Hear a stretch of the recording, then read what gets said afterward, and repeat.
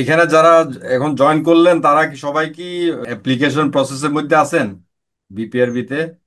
জি sir, আমার মনে হয় ওইভাবেই ইনভাইটেশন পাঠাইছে। আমি আছি প্রসেসের মধ্যে। জি স্যার, আমি আছি। আমি অ্যাপ্লাই করব। আচ্ছা, সমস্যা নেই। যারা অলরেডি অ্যাপ্লাই করেছেন তাদের মধ্যে মানে আমি দেখি একটু দুই একটা কনফিউশন বা আপনাদের কোনো প্রশ্ন থাকলে একটু শুনি, তাহলে আমার বুঝতে সুবিধা হবে যে মানে কোন জায়গায় কি স্ট্রেস দিতে হবে। যারা অলরেডি অ্যাপ্লাই করেছেন, প্রসেসে আছেন বা অর্ধেক করেছেন বা কমপ্লিট, কেউ আছেন নাকি একদম টোটাল কমপ্লিট করে ফেলছেন? মানে কমপ্লিট বলতে অ্যাপ্লিকেশন জমা দেওয়া হয়ে গেছে এরকম? স্যার আসসালামু আলাইকুম। ওয়ালাইকুম আসসালাম। স্যার আমি ইঞ্জিনিয়ার মনির হোসেন বলছি, আমি সিঙ্গাপুরে জব করি। তো জি। আমি অ্যাপ্লিকেশন আসলে ইন প্রোগ্রেস আর কি, এখনো ফুল কমপ্লিট করতে পারিনি। তো এখন সিপিডি যেটা স্যার, এটা কি যেটা রিকোয়ারমেন্ট সেটা কি 24 মান্থস নাকি 12 months? 12 months. Okay sir, thank you. আসসালামু আলাইকুম স্যার স্যার, আমি নাজমুল হাসান বলছিলাম। জি। আমি স্যার যে আনসার গুলা রেডি করতেছিলাম আর কি, সিপিটাও রেডি করা আছে, আর আনসার গুলা হয়ে গেলে হয়ে গেল। যে আমাদের যে 12টা কোশ্চেনের উপর আনসার, এগুলো স্যার আমার একটু কোশ্চেন মানে একটু কনফিউশন আছে। আমি কোশ্চেন গুলার আনসার গুলা ঠিকভাবে মানে লিখতে আমার একটু বারো কষ্ট হচ্ছে। 12টা কোয়েশ্চেন নাকি 13টা? 13টা স্যার। না, 13টা। 11টা স্যার, 11টা মনে হলো আর কিছু। 11টা। জি স্যার, এই কোশ্চেন গুলার আনসার আমি একটু লিখতে কষ্ট হচ্ছে আমার। হুম। আর হলো স্যার, আমি মেল অলরেডি বাকি জিনিসগুলো যে দুজন প্রিন্সকে স্পন্সর হিসাবে অ্যাড করা এটা করেছি। আর সিপিটি আমার 50-এর জায়গায় আমার 65 হয়েছে, ওই জিনিসগুলো আমার হয়ে গেছে। কিন্তু আমি শুধু ওই কোশ্চেন গুলো আপলোড করবো আর কি, এক দুদিনের মধ্যে আমি ওই অংশটা আটকে আছি আর কি। আচ্ছা। এই বিষয়ে স্যার আপনার একটু গাইডলাইন হলে আমার জন্য ভালো হতো আর কি। ওকে, অলরাইট। আমি শুরুতে একটু আমার মতো করে আমি একটা ইয়ে দিই। আধা ঘন্টা 45 মিনিটের মধ্যে পুরোটা শেষ করতে চাই। তো মেইনলি এটা আমাদের এই লেকচারের টার্গেটটা হচ্ছে যারা অ্যাপ্লিক্যান্ট তাদেরকে নতুন সিস্টেমের সাথে পরিচিত করানো, এবং যে জায়গাগুলিতে যে পয়েন্টগুলিতে তাদের কনফিউশন থাকে সেগুলি দূর করা। এই উদ্দেশ্যেই আজকের এই লেকচারটা। যেহেতু এটা একটু নতুন সিস্টেম, বা হঠাৎ করে আগে যে সিস্টেমটা ছিল বা গাইড বই ছিল সেগুলি একটু চেঞ্জ হয়ে গেছে, হঠাৎ করে চেঞ্জ হয়ে গেছে। সেজন্য এটাকে সবার মধ্যে পরিচিত করানো, সেটার উদ্দেশ্যে গাইডলাইন বা ম্যানুয়াল সবকিছু রেডি করা আছে। আপনারা যদি ওয়েবসাইটে যান, ওয়েবসাইটে গেলে আপনারা এখন লেটেস্ট ভার্সন যে ম্যানুয়াল সেগুলি আপনারা মানে ডাউনলোড করতে পারবেন। ফর্মগুলিও ডাউনলোড করতে পারবেন, সবগুলি লেটেস্ট ভার্সনটা আছে। যারা ধরেন মাসখানেক আগে ডাউনলোড করেছেন তাদেরকে আমি বলবো আবার নতুন করে নতুন ফর্মগুলি ডাউনলোড করে ফাইনাল সাবমিশনটা করবেন। মানে এর মধ্যে টুকটাক কিছু চেঞ্জ ছিল। তো যার কারণে আমি আপনাদেরকে রিকোয়েস্ট করব যে সবাই মানে লেটেস্ট একদম, ধরেন আজকে যেটা লেটেস্ট ফাইল আছে সেইটা ডাউনলোড করে সেটার উপরে কাজ করেন, তাহলে ভালো হবে। এবং আগেরগুলি কাজে লাগাতে পারবেন, যেহেতু ওইটার সাথে এটা 95% বা 99% মিল আছে, সুতরাং সেটা সমস্যা নেই, কিন্তু তারপরেও লেটেস্টটা ইউজ করবেন। এটা হলো নাম্বার ওয়ান। নাম্বার টু হচ্ছে আসলে আমরা যেটা বলি যে আপনাদের এই যে প্রসেসটা এটা কিন্তু আজকের না, মানে পিএনজি হওয়ার জন্য এই প্রসেসটা শুরু হয় গ্রাজুয়েশন স্টেজ থেকে। কিভাবে গ্রাজুয়েশন স্টেজ থেকে শুরু হয় সেটা হচ্ছে যে আপনার first year, second year, third year, fourth year, 4 বছরের যে কোর্স, সেই কোর্সের যা কিছু আউটকাম থাকে সেগুলি কমপ্লিট হওয়ার পরে এজ এ হোল ধরে নেওয়া হয় যে প্রোগ্রাম আউটকাম এটা কমপ্লিট। তো প্রোগ্রাম আউটকাম কমপ্লিট হওয়ার পরে সে মানে কিছুদিন প্র্যাকটিস করে পিঞ্চ যাদের আছে তাদের আন্ডারে, তারপরে সে স্বাভাবিকভাবে পিঞ্চ হতে পারে। এইটা হচ্ছে ফাইনাল গোল। মানে প্রোগ্রামে মানে অর্থাৎ ইউনিভার্সিটির যে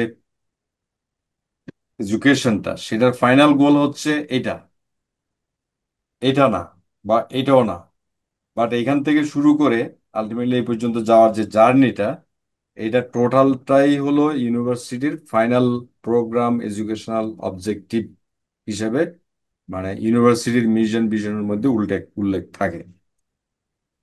তো এইগুলি যারা মেনটেন করে, যে course outcome, program educational objective, এগুলি সব মেনটেন করে, এগুলি সব সিস্টেমেটিক্যালি যারা করে, তারা সাধারণত অ্যাক্রেডিটেশনটা পায়। অর্থাৎ আইবির আন্ডারে যে বায়েট আছে, বায়েট তাদেরকে অ্যাক্রেডিটেশন দেয়।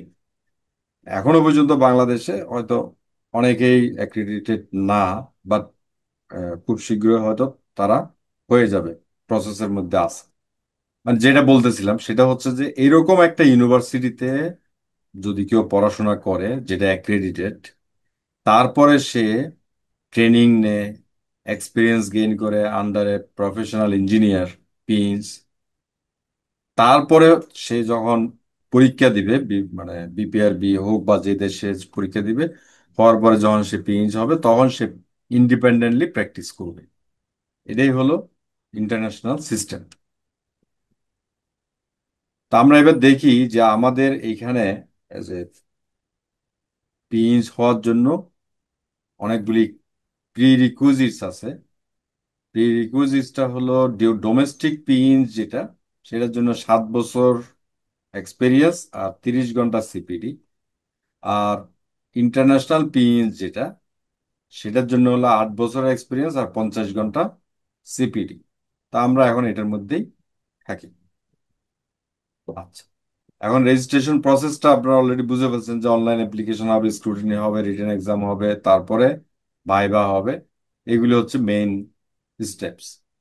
বাট ফাইনালি এগুলি সব পার হওয়ার পরে এটা কিন্তু অনেকগুলি ধাপে ধাপে রেজাল্টটা পাবলিশ হয়। তো এই অনেকগুলি ধাপের মধ্যে আমাদের অনেক সময় মানে সবারই কন্ট্রোল থাকে না। সে এথিক্স বোর্ড থেকে অ্যাপ্রুভাল হইতে হবে। এখন এথিক্স বোর্ডের মিটিংয়েই দেখা গেল যে গত 1 বছরে হয় নাই। তো গত 1 বছরে যদি 1 বছর কি 1 বছরের চেয়ে বেশি সময় হয় নাই, যার কারণে অনেকে 4-5 জন আছে এরকম যে তারা পরীক্ষা টরীক্ষা কমপ্লিট করে সবকিছু হওয়ার পরও 1 বছর যাবত পাচ্ছে না। এরকম কিছু আনওয়ান্টেড সিচুয়েশন অনেক সময় হইতে পারে। যার কারণে আমাদের এই পুরো প্রসেসটা সম্পর্কে ধারণা থাকতে হবে। যদিও এখন এটা চেষ্টা করা হচ্ছে, এই মানে মিটিং গুলি যাতে ফ্রিকোয়েন্টলি হয় সেটা চেষ্টা করা হচ্ছে। বাট একটা বললাম আর কি, যে এইটা আসলে একটা জিনিস না যে আমি অনলাইন অ্যাপ্লিকেশন করলাম, এক্সাম দিলাম, তারপরে ভাইবা দিলাম, ভাইভা দেওয়ার পরে অ্যাসেসমেন্ট হয়ে গেল, অ্যাসেসমেন্ট হওয়ার পরে সেটা ফাইনালি এথিক্স বোর্ডে যাবে, বিপিআরবি বোর্ডে যাবে, তারপর রেজাল্টটা পাবলিশ হবে। তো এই সবগুলি ধাপ পার হইতে হবে। এবং এর মাঝখানে যারা ফেল করবে তাদের কিন্তু আপিল করারও সুযোগ থাকে, আপিল করারও সুযোগ থাকে। এবং যারা ডোমেস্টিক পিঞ্চ হয়ে যাবে তাদের পরবর্তীতে আরেকটা অপশন থাকবে।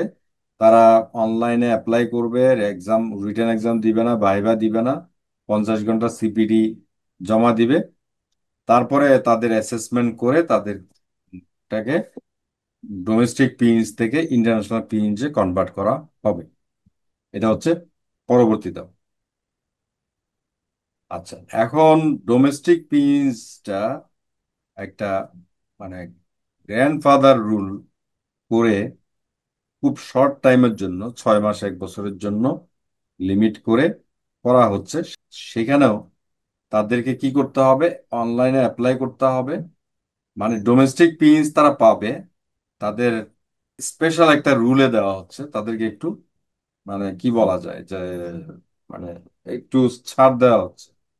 সেটা হচ্ছে অনলাইনে অ্যাপ্লাই করবে, অ্যাপ্লাই করা মানে এই যে প্রসেস, পুরো প্রসেসটা ফলো করবে। কোনো এক্সাম হবে না, কোনো ভাইভা হবে না, কিন্তু তাদের প্রি রিকুইজিটটা একটু ডিফারেন্ট। তাদের অ্যাসেসমেন্টটা আর একটু হার্ড হবে, যেহেতু তারা এক্সাম এবং ভাইবা দিচ্ছে না। এবং এটা আনলিমিটেড টাইমের জন্য না, এটা হয়তো আগামী 6 মাস 1 বছরের জন্য অ্যাপ্লিকেবল থাকবে, তারপর এটা ক্লোজ হয়ে যাবে। এবং এই যে প্রি রিকুইজিট, সেটা হচ্ছে যদি কেউ পিএইচডি থাকে, তাহলে তার বিএসসি ইঞ্জিনিয়ারিং ডিগ্রি পাওয়ার পরে 20 বছর হইলে সে কোয়ালিফাই করবে। এমএসসি যাদের থাকবে তারা 25 বছর হলে কোয়ালিফাই করবে। এবং শুধু বিএসসি থাকলে তারা 30 বছর এক্সপিরিয়েন্স থাকলে তারা গ্র্যান্ডফাদার রুলে অ্যাপ্লাই করতে পারবে। এখন আমরা আসি যে অন্য কোনো দেশের পিন যদি কারো থাকে, তাহলে তাদেরকে আমরা বিপিআরবিতে বাংলাদেশে রিকগনিশনটা দিব। সেই ক্ষেত্রেও তাকে অনলাইনে অ্যাপ্লাই করতে হবে, কোনো রিটেন এক্সাম দিতে হবে না, কোনো ভাইভা দিতে হবে না, কোনো স্পন্সর রিপোর্ট দিতে হবে না, প্রথমবারের জন্য স্পন্সর রিপোর্ট দিতে হবে না।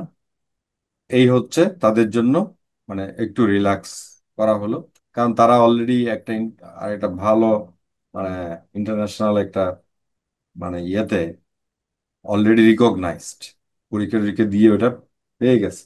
তো তাদেরকে আর এখানে আমরা অত জটিল প্রসেসের মধ্যে নিতে চাই না। তারা অ্যাপ্লাই করবে, তাদেরকেও অ্যাসেস করা হবে, বাট সেটা ইজিলি তাদেরকে দেওয়া হবে। এখন সিপিডি সাবমিশন যে ফর্ম, এটা অলরেডি আপনারা সবাই পেয়ে গেছেন হয়তো। এইখানে তো আপনাদের কোনো মানে কনফিউশন থাকার কথা না।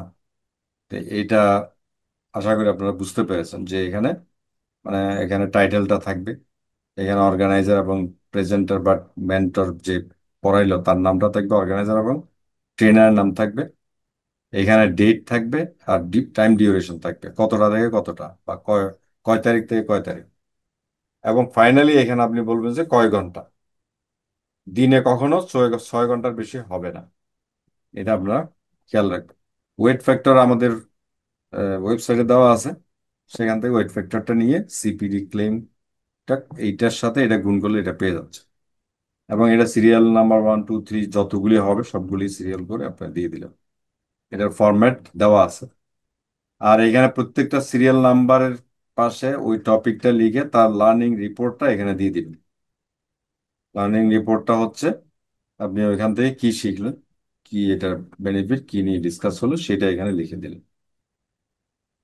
এইভাবে অনেকগুলিতে হয়তো পেপার লিখলো, সেখানে লার্নিং রিপোর্ট দরকার নাই, পেপারের অ্যাবস্ট্রাক্ট দিয়ে দিলেই হবে, এরকম।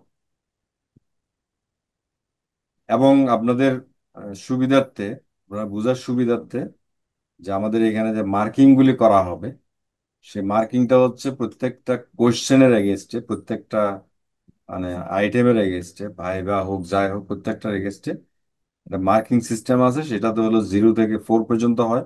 0 মানে কিছুই জানে না, 1 মানে পুয়ার নলেজ, কিছু জানে, 2 মানে আর একটু বেশি জানে, এইভাবে করে 4 পর্যন্ত আছে। এবং এখানে অ্যাসেসর যে যে পরীক্ষা নিচ্ছে বা মার্কিং করতেছে, সে কিন্তু 2.5ও মার্ক দিতে পারে। এবং এখানে আপনাদের 13টা কোয়েশ্চেনের যে আনসার দিবেন, সেইটা হলো এটা, রিটেন এক্সাম যেটা হবে সেটা হলো এটা, ইন্টারভিউ হলো এটা।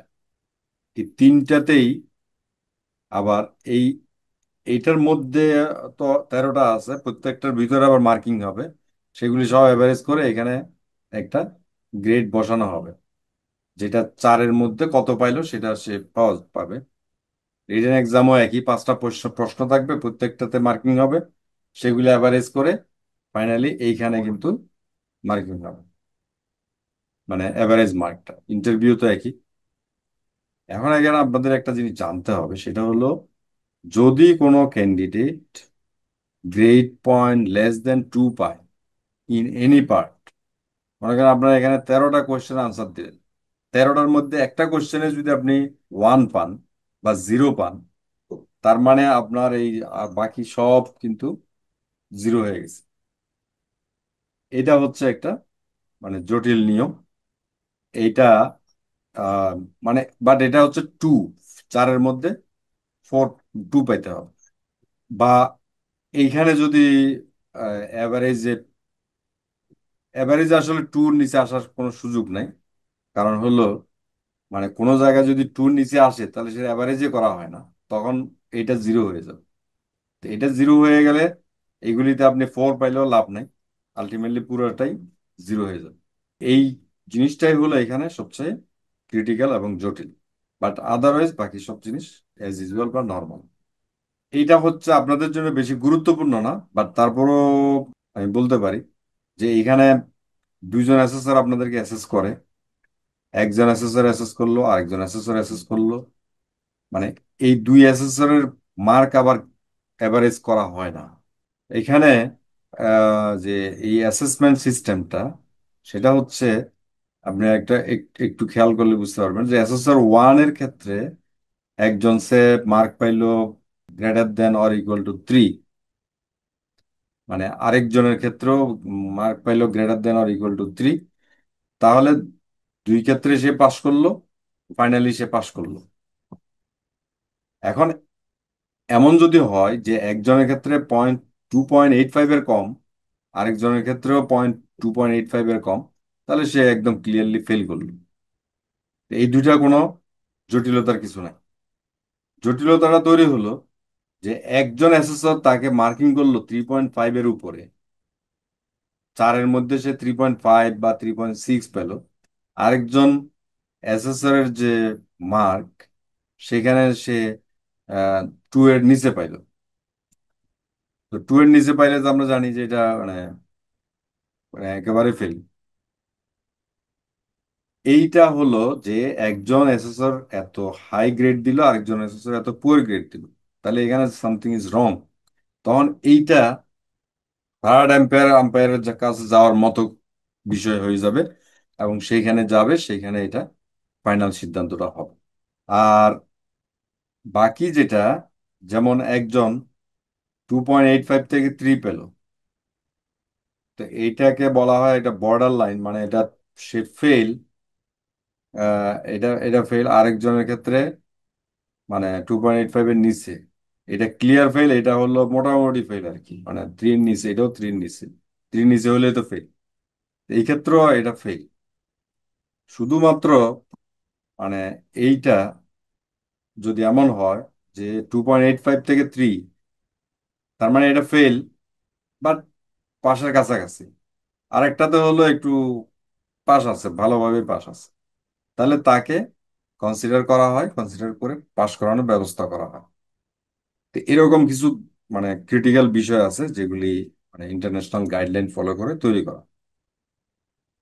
এখন আপনারা যেটা প্রশ্ন করলেন একটু আগে একজনে, সেই ইয়াতে চলে যাই। আচ্ছা, এটা কিভাবে করবেন? মানে ওয়ার্ডের ফাইল ডাউনলোড করলেন, তারপরে সেগুলি সব টাইপ করলেন, রিভাইজ করলেন, ওয়ার্ড কাউন্ট করলেন, তারপরে পিডিএফ করে আপলোড করলেন। এটা আপনারা জানেন। আমাদের এই যে সিস্টেমটা, এইটাতে 5টা কোর প্রফেশনাল কম্পিটেন্স বলে, মানে ABCDE, 5টা গ্রুপে ভাগ করা হয়, প্রত্যেকটা আলাদা আলাদা ডেসক্রিপশন আছে, আপনারা জানেন। বাট আমি এর ভিতরে যেতে চাই না, কারণ হলো কি এইগুলি আরো যদি ইলাবোরেট করা হয়, তখন ফাইনালি এই 13টা, EC1 EC2 এভাবে করে 13টা তে কনভার্ট করা হয়। এবং এইটাই হলো latest guideline, IEA, international engineering alliance, এবং ইঞ্জিনিয়ারিং না ইঞ্জিনিয়ার্স অ্যালায়েন্স, আরেকটা হলো ইন্টারন্যাশনাল প্রফেশনাল ইঞ্জিনিয়ার্স এগ্রিমেন্ট। এদের লেটেস্ট যে গাইডলাইন সেটা হলো এই graduate attribution professional competence version 4। সেইখানে এই 13টা আছে, এই 13টাই মেন। সেই 13টাকে আবার কয়েকটা কয়েকটা গ্রুপিং করে ওই 5টাতে ভাগ করা যায়, তাহলে আমার এত কিছু বুঝার দরকার না, 13টা বুঝলেই আমার হয়ে যাবে। 1 2 3, এভাবে 13টা, ওই যে 13টা আপনারা যে প্রশ্ন আনসার দিবেন, সেই 13টা মানে এই 13টা। 13টার মধ্যে একটা হচ্ছে 11 নাম্বার হলো সিপিডি অ্যাক্টিভিটি। সিপিডি অ্যাক্টিভিটি, যাই হোক, আমি সবগুলিতে আবার আসবো, আমরা সবগুলিতে আবার ডিটেলস আসতেছি। এখন যেটা ডিসকাস করব এটা হচ্ছে খুব গুরুত্বপূর্ণ ইস্যু, সবাই মনোযোগ দিয়ে শুনেন। EC1, widely applied principles. আমি পুরা সেন্টেন্সটাকে যদি আমি একটা শব্দে আনতে চাই, তাহলে আমি কি লিখ, সেটাই আমি লিখলাম ওয়াইডলি অ্যাপ্লাইড প্রিন্সিপলস। EC1-এ যা লেখা আছে সেটা যদি আমি পড়ি, comprehend and apply advanced knowledge of the widely applied principles underpinning good practice. আন্ডারপিনিং মানে হলো যেটা ভিত্তি, বেস। প্রত্যেকটা ওয়ার্ডে ওয়ার্ডে যদি আসি, প্রথম হচ্ছে অ্যাডভান্স নলেজ বলতে আমরা কি বুঝি। অ্যাডভান্স নলেজ বলতে আসলে যেটা বোঝানো হচ্ছে সেটা হলো যে ইন্টারমিডিয়েট পর্যন্ত, এইচএসসি পর্যন্ত যে নলেজটা, এটা হচ্ছে জেনারেল নলেজ, বেসিক, ফান্ডামেন্টাল। সেখানেও সায়েন্স আছে। তারপরে যখন আমরা সিভিল ইঞ্জিনিয়ারিং নিয়ে ভর্তি হলাম, সেখানেও আমরা ম্যাথমেটিক্স পড়তেছি, কিন্তু আরেকটু অ্যাডভান্স। সেখানে আমরা সিভিল ইঞ্জিনিয়ারিং এর বিভিন্ন প্রিন্সিপাল পড়তেছি। সুতরাং এইগুলিকে ওই ইন্টারমিডিয়েটের যে পড়াশোনা তার তুলনায় এটাই হচ্ছে অ্যাডভান্সড নলেজ। এটা হচ্ছে অ্যাডভান্সড নলেজ। কিন্তু অ্যাডভান্স নলেজ যে কোনো, আমি যদি সিভিল ইঞ্জিনিয়ারিং এর অ্যাডভান্স নলেজ বলি, তাহলে তো সিভিল ইঞ্জিনিয়ার অ্যাডভান্স নলেজ সেটা এমএসসি, পিএইচডি বা আরো রিসার্চ করে করে, সেগুলো সিভিল ইঞ্জিনিয়ারিং এর advance knowledge. But civil engineering itself একটা অ্যাডভান্স নলেজ, কারণ এটা সিভিল ইঞ্জিনিয়ারিং সবাই জানে না। সবাই জানে না সিভিল ইঞ্জিনিয়ারিং, যারা শুধু সিভিল ইঞ্জিনিয়ারিং পড়ে তারাই শুধু সিভিল ইঞ্জিনিয়ারিংটা জানে। সুতরাং এটা জেনারেল নলেজ বলা যায় না, এটা হলো একটা অ্যাডভান্স নলেজ। আচ্ছা, নেক্সট হলো advance knowledge of what? Advance knowledge of the widely applied principles. Widely applied principles মানে সিভিল ইঞ্জিনিয়ারিং এর মধ্যে, যেমন আরসিসি বিম ডিজাইন করতেছি আমরা, বিম কলাম ডিজাইন করতেছি, এটা ওয়েল এস্টাবলিশড এখন। এটা এখন নতুন করে আবিষ্কার করা কিছু নেই। সুতরাং এটা widely applied principle. Widely applied principle এটা মানে, ওয়াইডলি অ্যাপ্লাইড প্রিন্সিপল মানে এই সিভিল ইঞ্জিনিয়ারিং ব্রাঞ্চের মধ্যে যে আমি একটা কলাম ডিজাইন করতেছি, বিম ডিজাইন করতেছি আরসিসি দিয়ে বা স্টিলের, এগুলি এই যে প্রিন্সিপাল, এটা এগুলি কিন্তু ওয়াইডলি অ্যাপ্লাইড হয়ে গেছে, মানে অলরেডি এস্টাবলিশ, ফর্মুলা এস্টাবলিশড।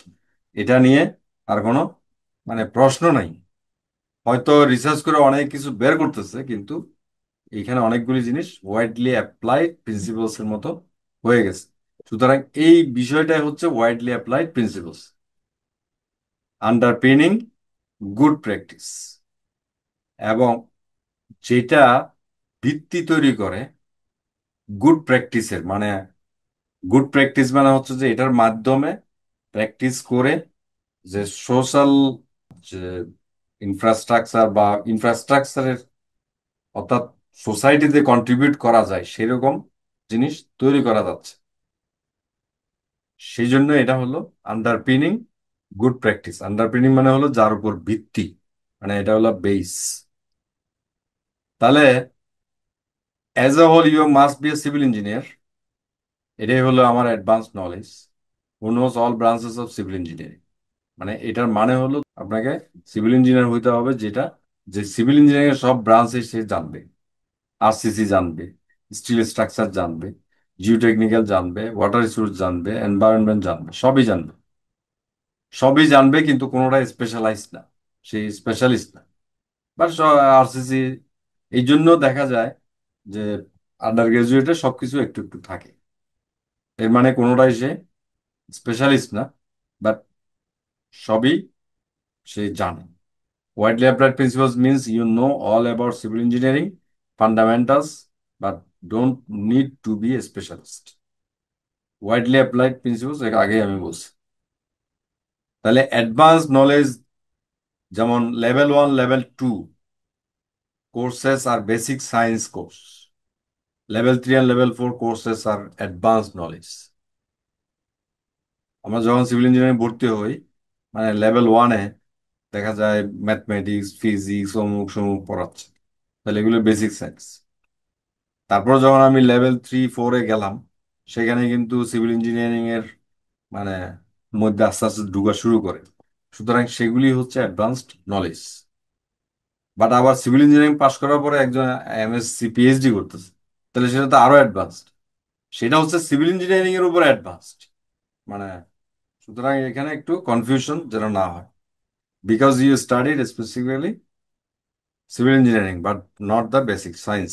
আচ্ছা, ওয়াইডলি অ্যাপ্লাইড যেটা আমি অলরেডি বললাম, focus on the fundamental theories, establish practice, ethical considerations, universally recognised and applied across profession. মানে এখানে যেগুলি কোনো কনফিউশন নেই, কোনো ডিবেট নেই, এরকম জিনিসগুলিকে বলা হয় widely applied principles. Level 3, Level 4 courses apply the widely accepted principles of civil engineering. Good practice মানে আমরা সবাই জানি যে একটা method, procedure, activity that has been proven effective and successful in achieving a specific goal. তার মানে আমার মানে যে কোনো জিওটেকনিক্যাল ব্রাঞ্চ বা আরসিসি বা স্টিল যেটাতেই বলি না কেন, গুড প্র্যাকটিস মানে হলো সেখানে এমন কোনো মেথড বা এমন কোনো প্রসিডিউর আমরা যেটার মাধ্যমে আমরা ডিজাইনগুলি করতেছি বা কনস্ট্রাকশন করতেছি, এই জিনিসগুলিকে বলা হয় good practice. Level 3 and Level 4 courses and their application form the basis of effective and high quality professional work. তা আমি EC1 বুঝাইতে বেশি সময় নিয়ে নিলাম। এইভাবে আমি যদি সবগুলিতে যাই তাহলে আমাদের আজকে হয়তো আরো 2 ঘন্টা লাগবে। যাই হোক, EC2 তে কি আছে? Comprehend and apply advance knowledge, আবার কিন্তু সেই advance knowledge of the widely applied principles আন্ডারপিনিং good practice. তা আগের কথা কিন্তু সবই আছে। Specific to the jurisdiction of practice. ভালো করে খেয়াল করেন, EC1 যা ছিল এখানে কিন্তু সব লেখা আছে, বাট পরে একটা লেজ আছে, সেই লেজটা হলো specific to the jurisdiction of practice. তার মানে আপনি ওই এটার মাধ্যমে সব 1 নম্বরে সব চলে আসছে। সাথে এখানে হলো, এখানে স্পেশালিটি হলো যে আমি সে স্ট্রাকচারাল ইঞ্জিনিয়ার, শুধু স্ট্রাকচারাল ইঞ্জিনিয়ার না, আমি শুধু আরসিসি স্ট্রাকচারই ডিজাইন করি, আর কিছু করি না। এটাই হলো আমার specific to the jurisdiction of practice.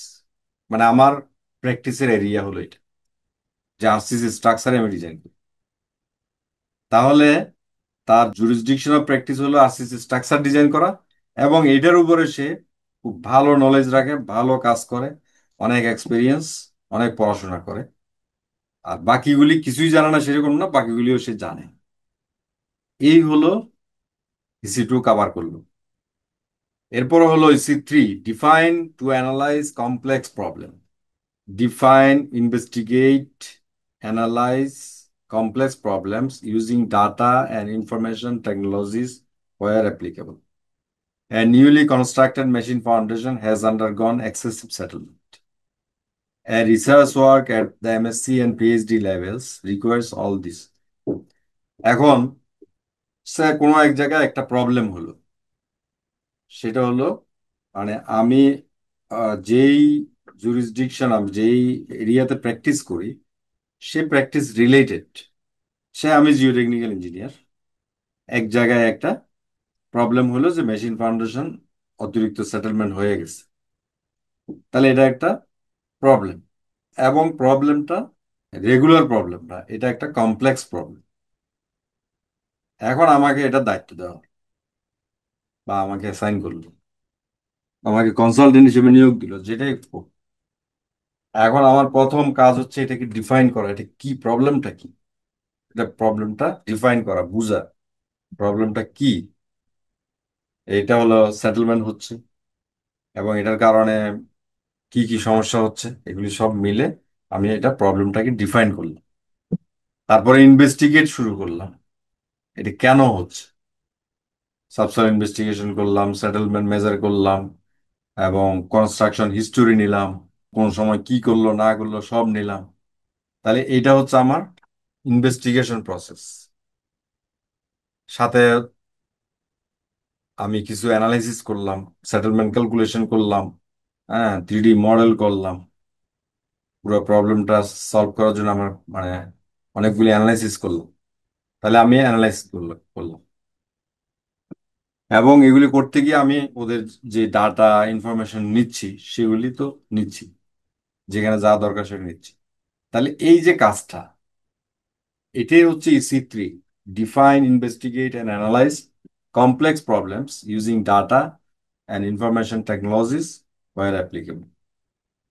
এবং সাথে আমার যে আগের EC1 এবং EC2 এর যে নলেজ এক্সপেরিয়েন্স সেগুলি কিন্তু সাথে আছে আমার। EC1 EC2 না থাকলে আমি EC3 কিছুই করতে পারবো না। তাহলে EC3-তে গিয়ে আমি কিন্তু আরেকটু আমি কমপ্লেক্স প্রবলেম সলভ করার ক্যাপাসিটি রাখি। সে একজন একটা MSc থিসিস করলো, MSc থিসিসটা কিন্তু মানে অনেকটা EC3-র যে কাজগুলি সেটার সাথে পুরোটাই মিলে, বা PhD করলো একজন, সেটাও কিন্তু EC3-র সাথে মিলে।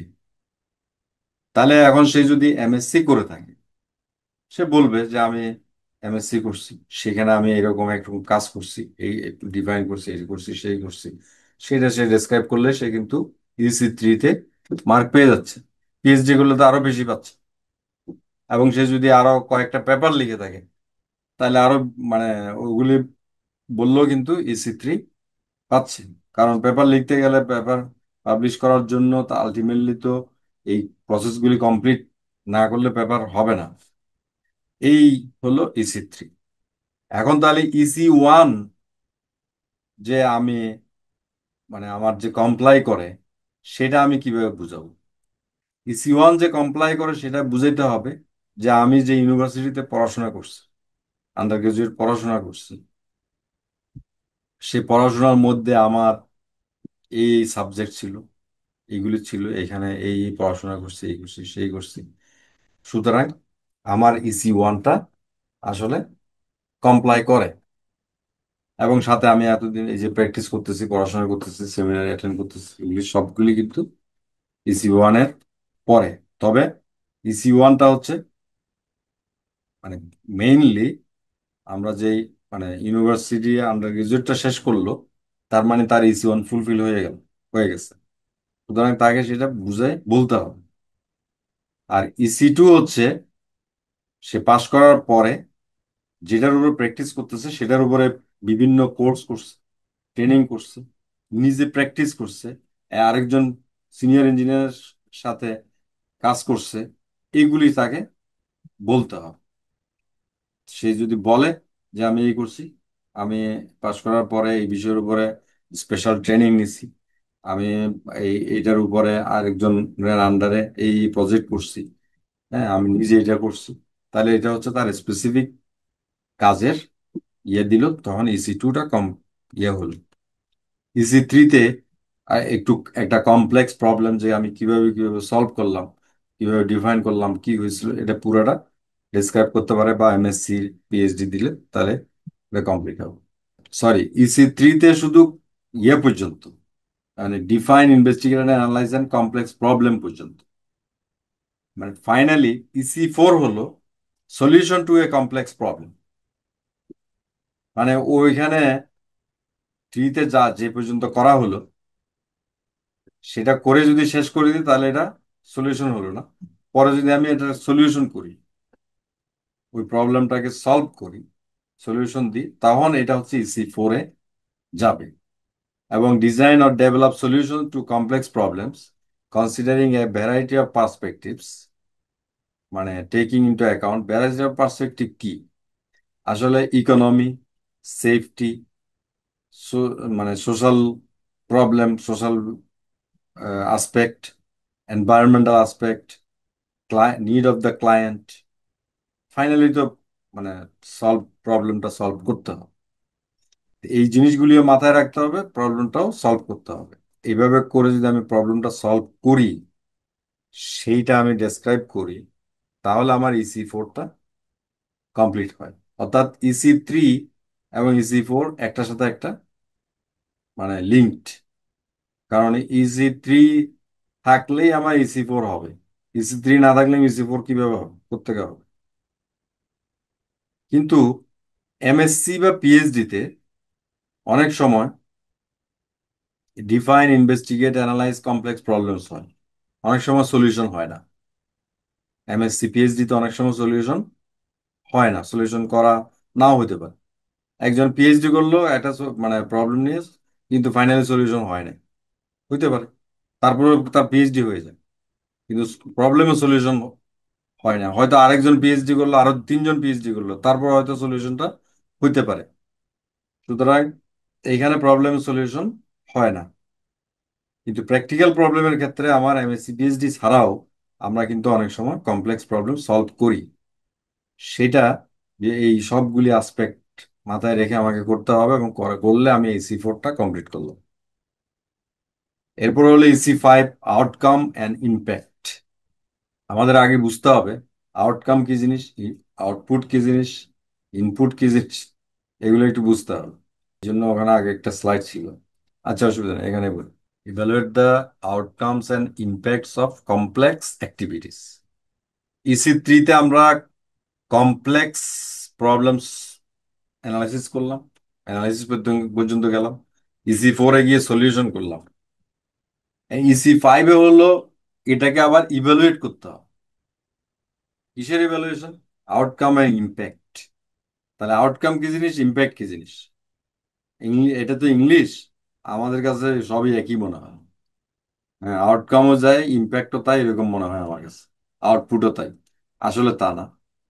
আউটপুট হচ্ছে design drawings, subsoil investigation report, feasibility study report, construction management and constructed infrastructure, এগুলি হচ্ছে আউটপুট। আমার একটা ইন্ডাস্ট্রি আছে, সেখান থেকে একটা ম্যাটেরিয়াল প্রোডাকশন হয়, সেটা হলো আমার আউটপুট। আমার একটা কনসালটেন্সি প্রতিষ্ঠান আছে, সেখান থেকে ডিজাইন ড্রয়িং বের হয়, এটা হলো আউটপুট। আমার একটা কনস্ট্রাকশন কোম্পানি আছে, সেখান থেকে আমরা কনস্ট্রাকশন ম্যানেজমেন্ট করি, সেটা হলো আমার আউটপুট। আমার একটা কনস্ট্রাকশন কোম্পানি আছে, আমি একটা ব্রিজ করে দিলাম, সেই ব্রিজটাই হলো কনস্ট্রাক্টেড ইনফ্রাস্ট্রাকচার, এটা একটা আউটপুট। তাহলে আউটপুটটা আমরা বুঝলাম, যে আমি একটা ফিজিবিলিটি স্টাডি রিপোর্ট তৈরি করে দিলাম, এটাও একটা আউটপুট। সাবসয়েল ইনভেস্টিগেশন রিপোর্ট তৈরি করে দিলাম, এটাও একটা আউটপুট। তাহলে এগুলো হলো আউটপুট। আউটকাম কি?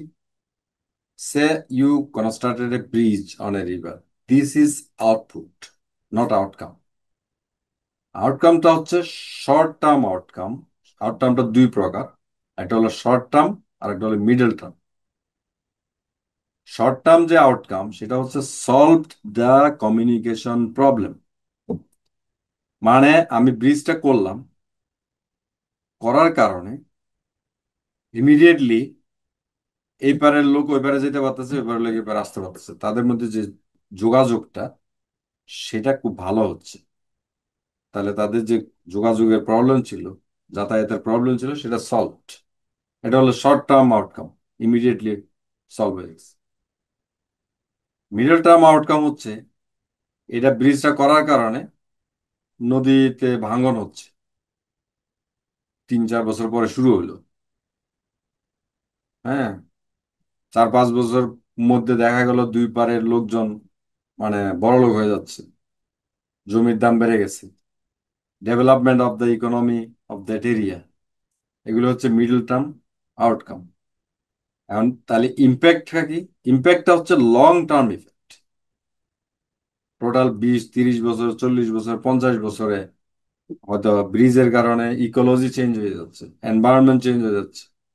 মানে আমি হবে বলতেছি না, যদি হয় সোসাইটি, মানে টোটাল সোসাইটিতে একটা বিশাল চেঞ্জ আসতেছে।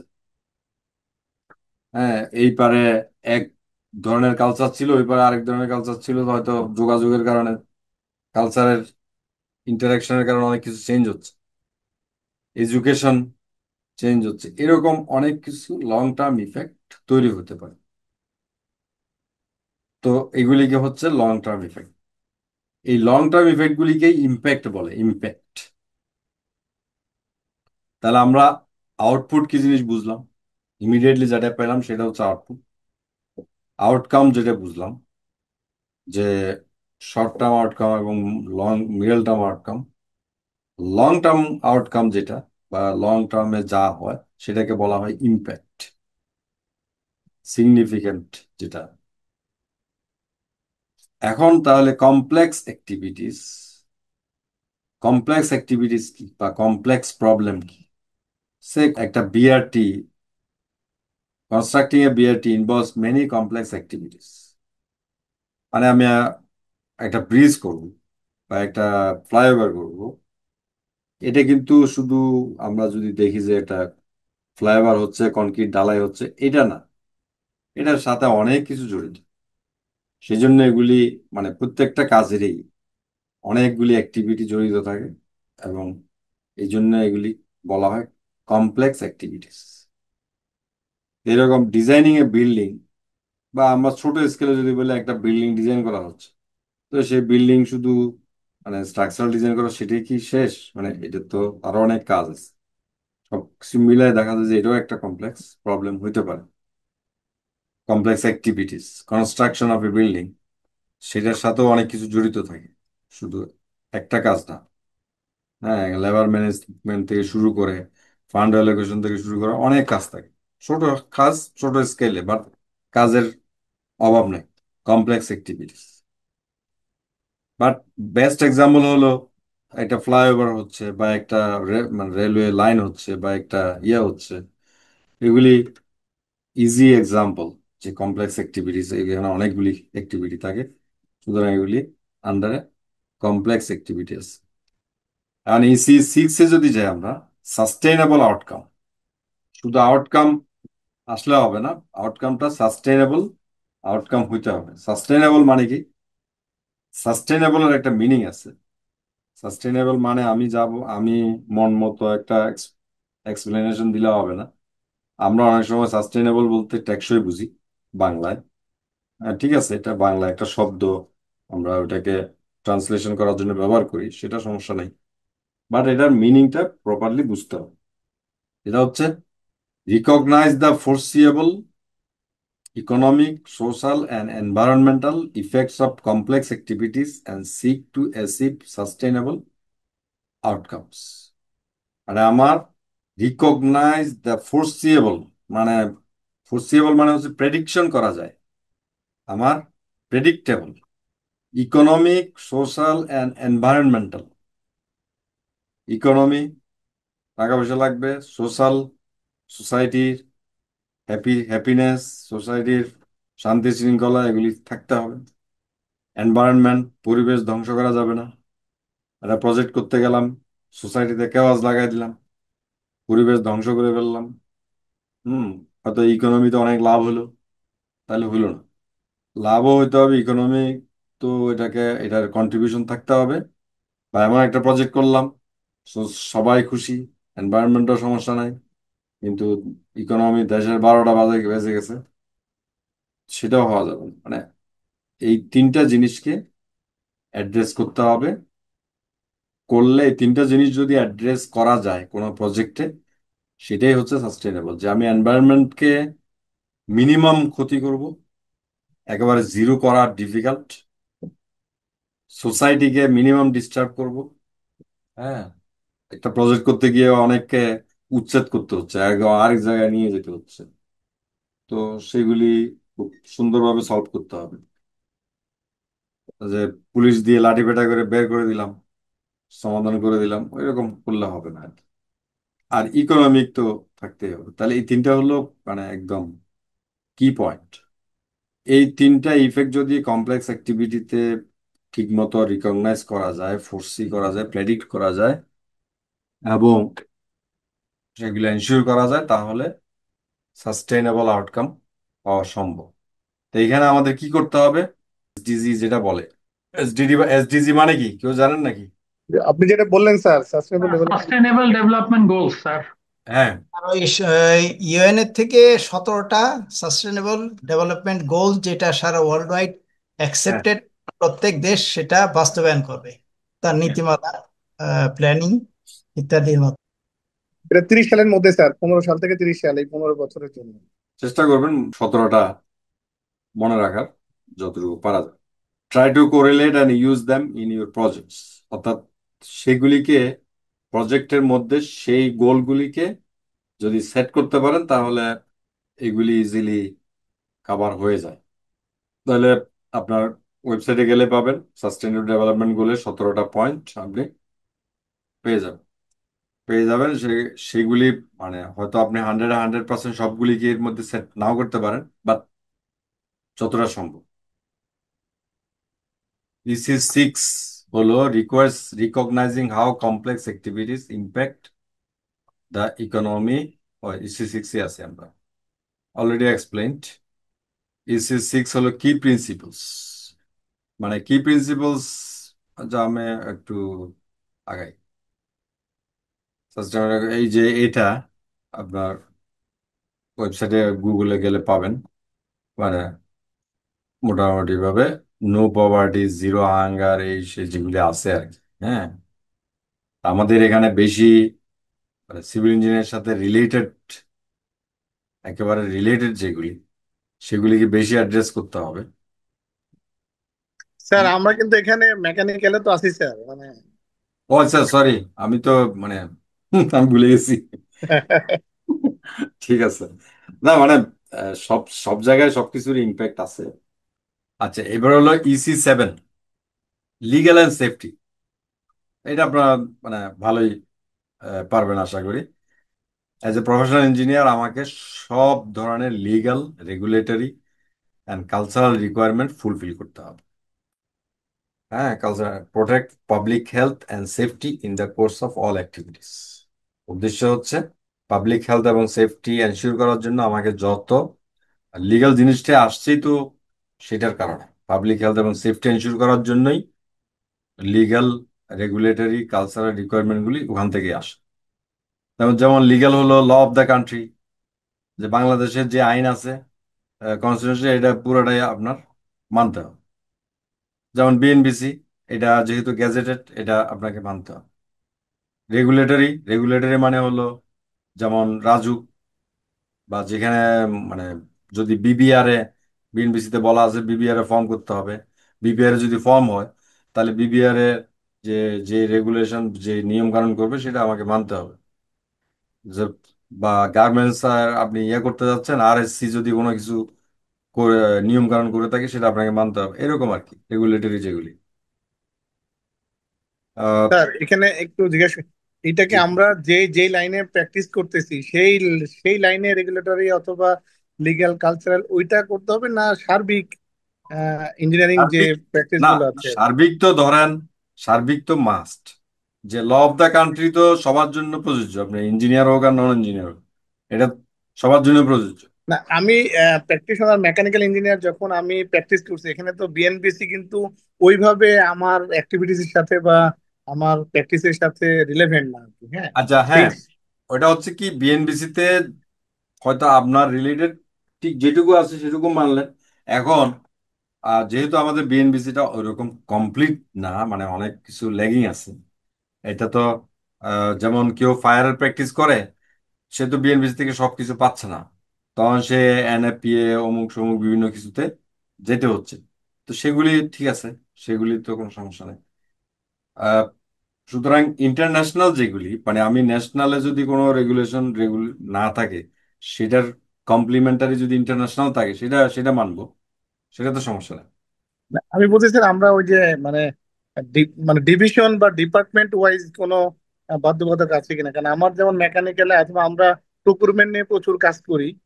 তো হ্যাঁ, রাইট, প্রকুরমেন্টের লোকাল ইন্টারন্যাশনাল অনেক ধরনের রেগুলেটরি, অনেক ধরনের লিগ্যাল বাইন্ডিংস সেগুলো আছে। আপনাকে মানতে হবে। হ্যাঁ, হ্যাঁ সেটা, তো সেক্ষেত্রে আমি যেই লাইনে প্র্যাকটিস করছি ওইটাই কি আমার জন্য ম্যাটার ওইটাই, হবে, না আমি আলাদা ওইটাই নেই, ওইটাই আলাদাও জানতে হবে?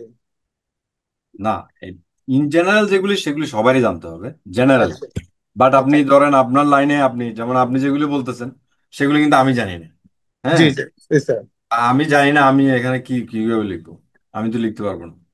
তো জি স্যার। ওইরকম আর কি, যে যেটা আপনার লাইনে আপনারটা আপনি বলবেন যে ঠিক আছে, আমি এই রেগুলেশন এগুলি ফলো করি, এবং এখানে এই আছে সেই আছে এগুলি, ঠিক আছে। জি sir, okay, thank you sir.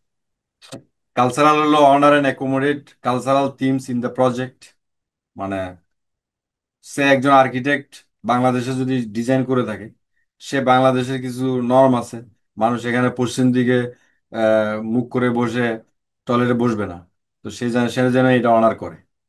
মানে আমি একটা এক্সাম্পল হিসেবে বললাম আর কি, এরকম আপনারা বুঝেন সব জায়গায় সবকিছুতে এরকম কিছু থাকতে পারে। তারপরে হলো পাবলিক হেলথ অ্যান্ড সেফটি, এটা তো অবশ্যই। ইসি সেভেন মানে মেইনলি হলো লিগ্যাল আসপেক্ট। ইসি এইট হলো এথিক্স এর বিষয়, তো এখানে মানে honesty, integrity, responsibility, public interest, মানে ট্রান্সপারেন্ট হওয়া, মানে এগুলি সবই আপনারা জানেন। এটা নিয়ে মনে হয় বেশি কথা বলতে হবে না। এবং এখানে আপনার মানে অনলাইনে গেলে অনেক অনেক কিছু পাবেন। তো মেইন হলো এই যে 6টা কোর প্রিন্সিপালস আছে, এগুলো এগুলি এইটা এটা মোটামুটি যত জায়গায় আমি গেলাম সব জায়গায় দেখি এই 6টা পাই। হ্যাঁ, তার সাথে হয়তো মানে অনেকে 7th কোর অ্যাড করে। তো আমার মনে হয় এইটা নিয়ে বেশি এক্সপ্লেন করার কিছু নাই, এবং সাথে আরো কিছু সাম এক্সট্রা পয়েন্ট আছে।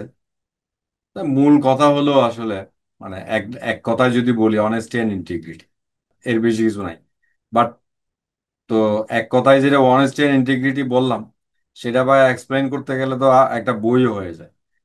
তো সেই হিসাবে বুঝতে পারতেছেন যে এটাকে যতটা এলাবোরেট করা যায়, যেমন এই 6টা 7টা কোর দিয়ে তারপর আপনি বললেন যে আমি আপনার প্রজেক্টে বা আপনার কাজে কর্মে আপনি কিভাবে কনফিডেন্সিয়ালিটি মেনটেন করেন। হ্যাঁ, বা আপনার কাজে কিভাবে আপনি কনফ্লিক্ট অফ ইন্টারেস্ট যাতে না হয় সেটা ব্যবস্থা করেন, সেগুলি আপনি এক্সপ্লেন করলেন। এটাই হচ্ছে আপনাদের কাজ, মানে এখানে ফর্ম ফিল আপের ক্ষেত্রে বা আপনার আপনার কাজের সাথে রিলেট করে আপনি কিভাবে এটা মেনটেন করেন সেটা এক্সপ্লেন করবেন উইথ এক্সাম্পল। আপনার যদি কোনো এক্সাম্পল থাকে, আপনি এই করছেন সেই করছেন, সেটা আপনি দিতে পারেন। এখন এখানে ধরেন কিছু এথিক্যাল ডাইলেমা আছে, মানে সেফটি ভার্সাস কস্ট। যেমন an ethical engineer must refuse to prioritize cost cutting measures over safety even when pressured by a client or employer। আর মানে খুব ভালো পার্সোনালিটি থাকতে হয়, ভালো থাকতে হয়, সবাই পারে না। দেখা যাচ্ছে যে অনেক সময় ক্লায়েন্ট বারবার বললে তার প্রতি সিম্পাথাইজড হয়ে যায়। তো এরকম না হয়ে আমার যেটা দরকার সেটা আমরা করব। সেটা মানে সে যদি বলে যে না আমার একটু খরচ কমানোর জন্য এটা করে দেন, কিন্তু সেটা যদি আমার কোড অ্যালাউ না করে, আমি ও কেন করবো, এরকম একটা বিষয়। আলটিমেটলি ওই যে কোর প্রিন্সিপাল যেগুলির সাথেই, বাট এগুলি হচ্ছে স্পেশালি বলার উদ্দেশ্য হচ্ছে এগুলি মানুষ সহজে এগুলিতে কি হয় মানে ইনফ্লুয়েন্সড হয়ে যায় আরেকজনের দ্বারা। তারপরে ধরেন ইলিগাল অ্যাক্টিভিটি রিপোর্ট করা। হ্যাঁ, রিপোর্ট করতে গেলে আবার ও মাইন্ড করবে, সে যদি আমাকে আহ, ঝামেলায় বেলায়, তখন আমরা বলতে চাই না যে যা যা কিন্তু বলাটা উচিত যে আমি রিপোর্ট করলাম, যে আইবি তে বলে দিলাম যে এটা। আইবি আবার কি করবে, যাই হোক সেগুলো অনেক বিষয়। মানে আমি বলতেছি এটা তো হচ্ছে যে স্ট্যান্ডার্ড। EC8 হলো রুল অফ প্রফেশনাল বডিজ। মানে প্রফেশনাল বডি মানে হলো যেমন আইবি বা এএসসি, এরকম এগুলি হচ্ছে প্রফেশনাল বডি। এখন এই সমস্ত প্রফেশনাল বডিতে, প্রফেশনাল ইনভলভ থাকা উচিত। হুম, ইনভলভ থেকে সোসাইটিতে কন্ট্রিবিউট করা উচিত।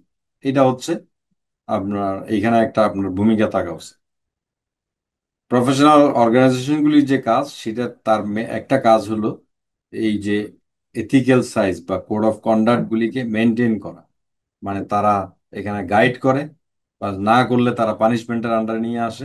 এটা হচ্ছে তাদের কাজ, যেটা অনেক দেশেই খুব স্ট্রিক্টলি ফলো করে। EC9 হলো ম্যানেজমেন্ট। এখন দেখেন আমরা, আপনি হয়তো বলবেন যে আমি স্ট্রাকচারাল ডিজাইনার, বা আমি ফায়ার ডিজাইন করি, বা আমি MEP ডিজাইন করি। হ্যাঁ, আমি এত ম্যানেজমেন্ট বোঝার দরকার নেই আমার। কিন্তু আসলে এটা হয় না। মানে আপনাকে প্রফেশনাল ইঞ্জিনিয়ার হতে হলে আপনাকে ম্যানেজারিয়াল স্কিলও থাকতে হবে, ম্যানেজমেন্ট স্কিলও থাকতে হবে। ম্যানেজমেন্ট স্কিল থাকতে হবে। আলটিমেটলি আপনি সব সময় যে শুধু কাজ করে বেড়াবেন সেটা না, নিজে তো কাজ করতে হবে, সেটা অন্যকে দিয়েও করাইতে হবে, আবার আরেকজনের আন্ডারেও কাজ করতে হবে। মানে আপনি অলওয়েজ কিন্তু ইন বিটুইন থাকবেন, আপনার উপরেও বস থাকবে, আপনার নিজেও লোক থাকবে। এটাই হলো নর্মাল। ধরেন নিচে যারা থাকবে তাদেরকে আপনাকে ম্যানেজ করতে হবে, তাদেরকে চালাইতে হবে।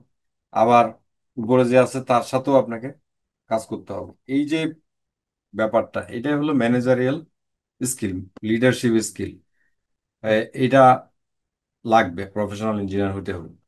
এখন এটা যে আপনার মধ্যে আছে, আপনি এটা আপনাকে ডেমনস্ট্রেট করতে হবে, প্রমাণ করতে হবে। প্রমাণটা কি? আপনি হয়তো কোন প্রজেক্ট করছেন, কোন জায়গায় কি করছেন, কোন কোম্পানিতে কি লিড দিছেন, সেগুলি আপনি এখানে ডেসক্রাইব করেন। হুম। আপনি যদি নিজে একটা কোম্পানির মালিক হয়ে থাকেন বা এমডি হয়ে থাকেন, তাহলে আপনি বলেন যে আমার এই কোম্পানি আছে, আমি এটি এইভাবে করি। বা আপনি অন্য একটা কোম্পানিতে চাকরি করেন, কিন্তু সেখানে আপনি লিড ইঞ্জিনিয়ার, বা আপনি সেখানে সিনিয়র ডিজাইন ইঞ্জিনিয়ার, বা আপনি আপনার আন্ডারে কয়জন কাজ করে, তাদেরকে আপনি কিভাবে কি করেন, সেটা এক্সপ্লেন করে আপনি বুঝান যে আপনি ম্যানেজমেন্ট ভালো পারেন। এবং এই ক্ষেত্রে মানে ম্যানেজমেন্টের ক্ষেত্রে মানে কি স্কিলগুলো হচ্ছে প্ল্যানিং করতে পারা, অর্গানাইজ করতে পারা, লিড দিতে পারা, হ্যাঁ, মানুষকে কন্ট্রোল করতে পারা, এবং ক্রিটিক্যাল সিদ্ধান্ত নেওয়ার ক্যাপাসিটি, এবং মানে বিভিন্ন স্ট্যান্ডার্ড মেনে কাজ করার ক্যাপাসিটি। এই হলো কি স্কিল আর কি। এই ক্ষেত্রে আপনার প্রজেক্ট ম্যানেজমেন্ট, ওই যে বললাম যে আপনি কোনো প্রজেক্ট যদি ম্যানেজ করে থাকেন, সেক্ষেত্রে সেটা বলবেন পার্শিয়ালি বা ফুললি হইতে পারে। আরেকটা হলো ওভারসিজ ওয়ার্ক। ওভারসিজ মানে হলো coordinating with local stakeholders who may have different skills and values to move a project forward. এটা মানে হচ্ছে যে অনেক সময় যে আমরা যেই জায়গায় মানে প্রজেক্টটা করি, সেখানে লোকাল স্টেক হোল্ডার, লোকাল লোকজন থাকে বা লোকাল কিছু ইয়ে থাকে, তাদের সাথে কোঅর্ডিনেট করে জিনিসটাকে সম্পন্ন করতে হয়। এটাও একটা যোগ্যতা। সেলফ ম্যানেজমেন্ট যেটা, সেলফ ম্যানেজমেন্টের যেমন আমি একটা বই লিখলাম, লাইফ অ্যান্ড টাইম ম্যানেজমেন্ট, আপনারা জানেন। এটাই আসলে সেলফ ম্যানেজমেন্ট। টাইম ম্যানেজমেন্ট আসলে একটা সেলফ ম্যানেজমেন্ট। আপনি যদি আপনার নিজের টাইমটা ঠিক মতো ম্যানেজ করে চলতে পারেন, সেটা তো মানে তাহলে অন্যদেরকেও আপনি চালাতে পারবেন।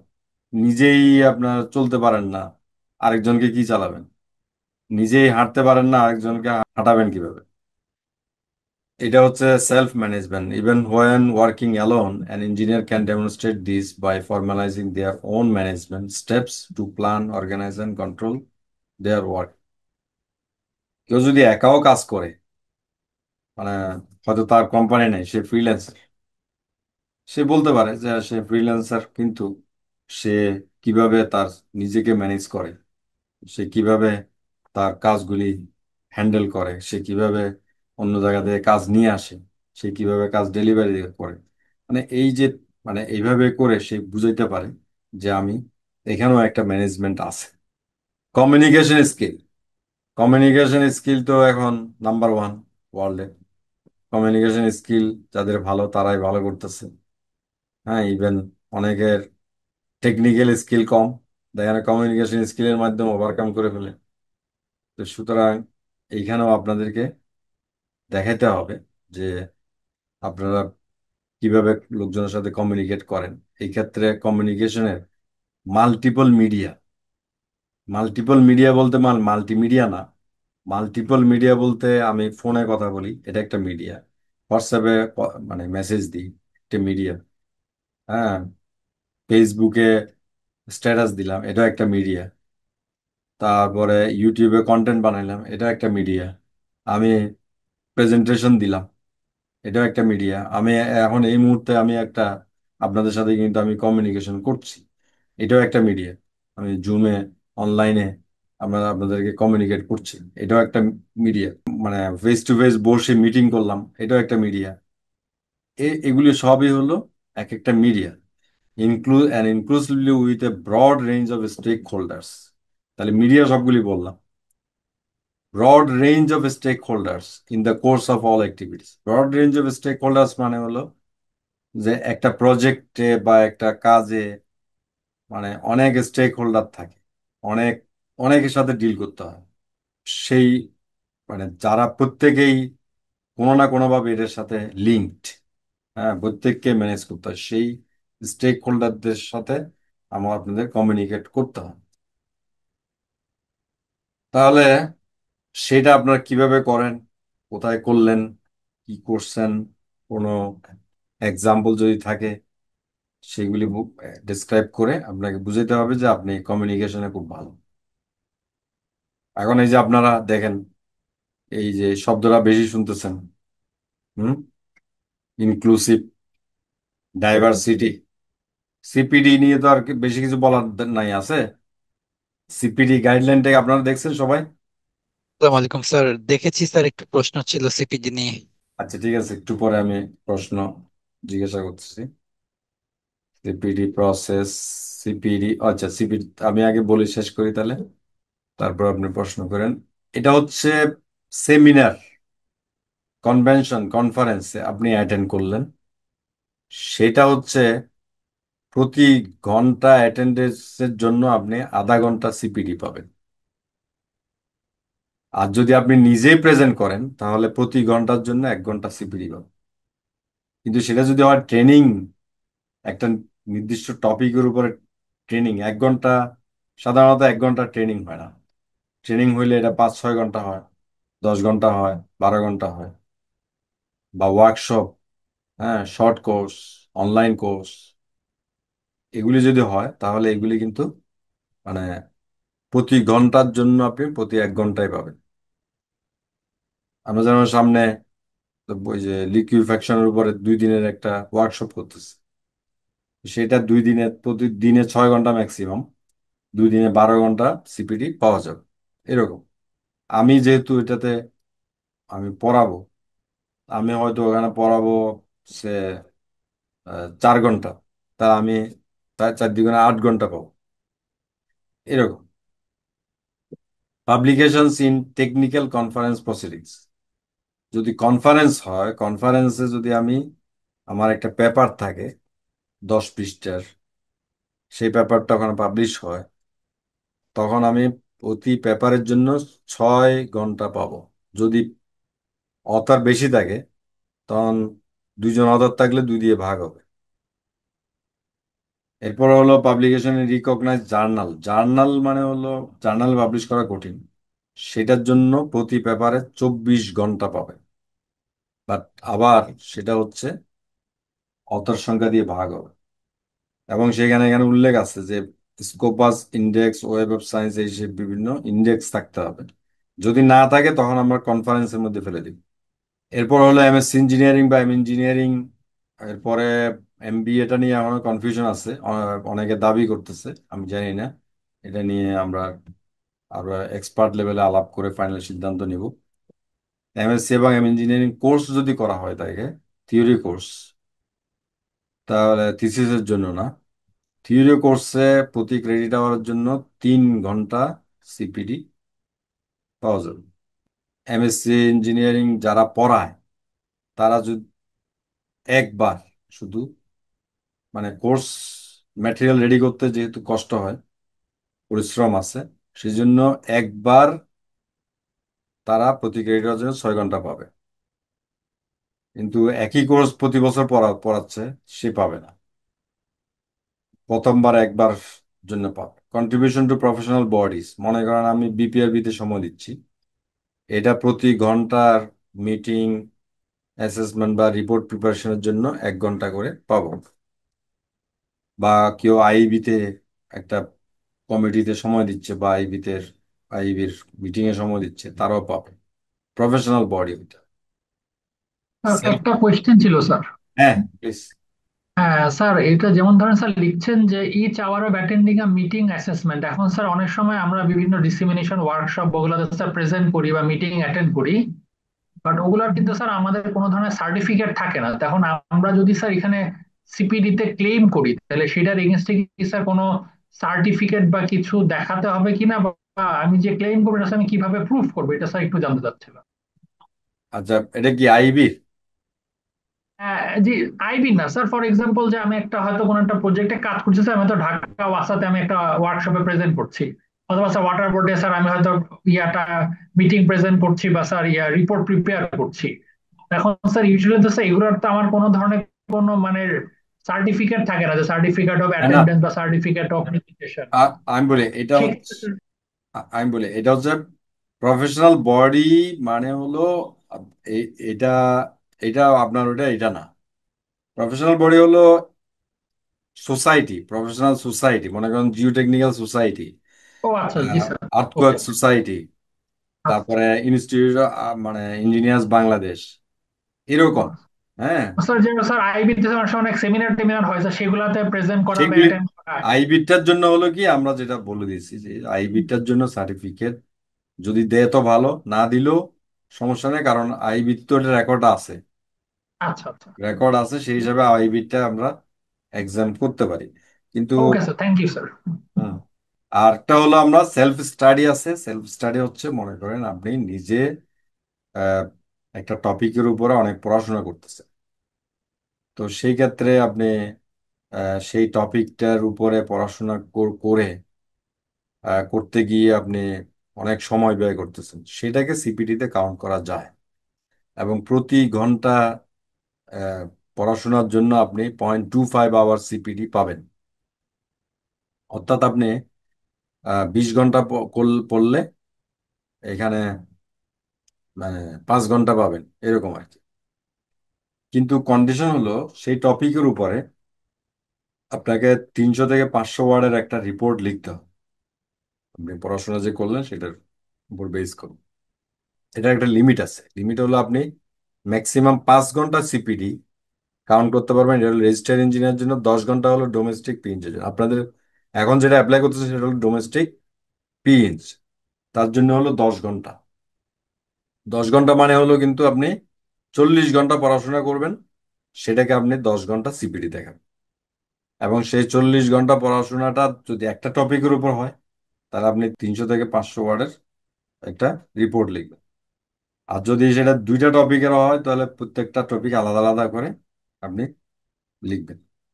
স্যার এগুলো যে ওই যে প্রথম যে পয়েন্টগুলো বললেন যে ট্রেনিং অ্যাটেন্ড করা, আমি নিজে ট্রেনিং নিচ্ছি, এগুলো তো লাস্ট 1 বছর এরকম একটা সময়ের কথা মনে হয় বলে।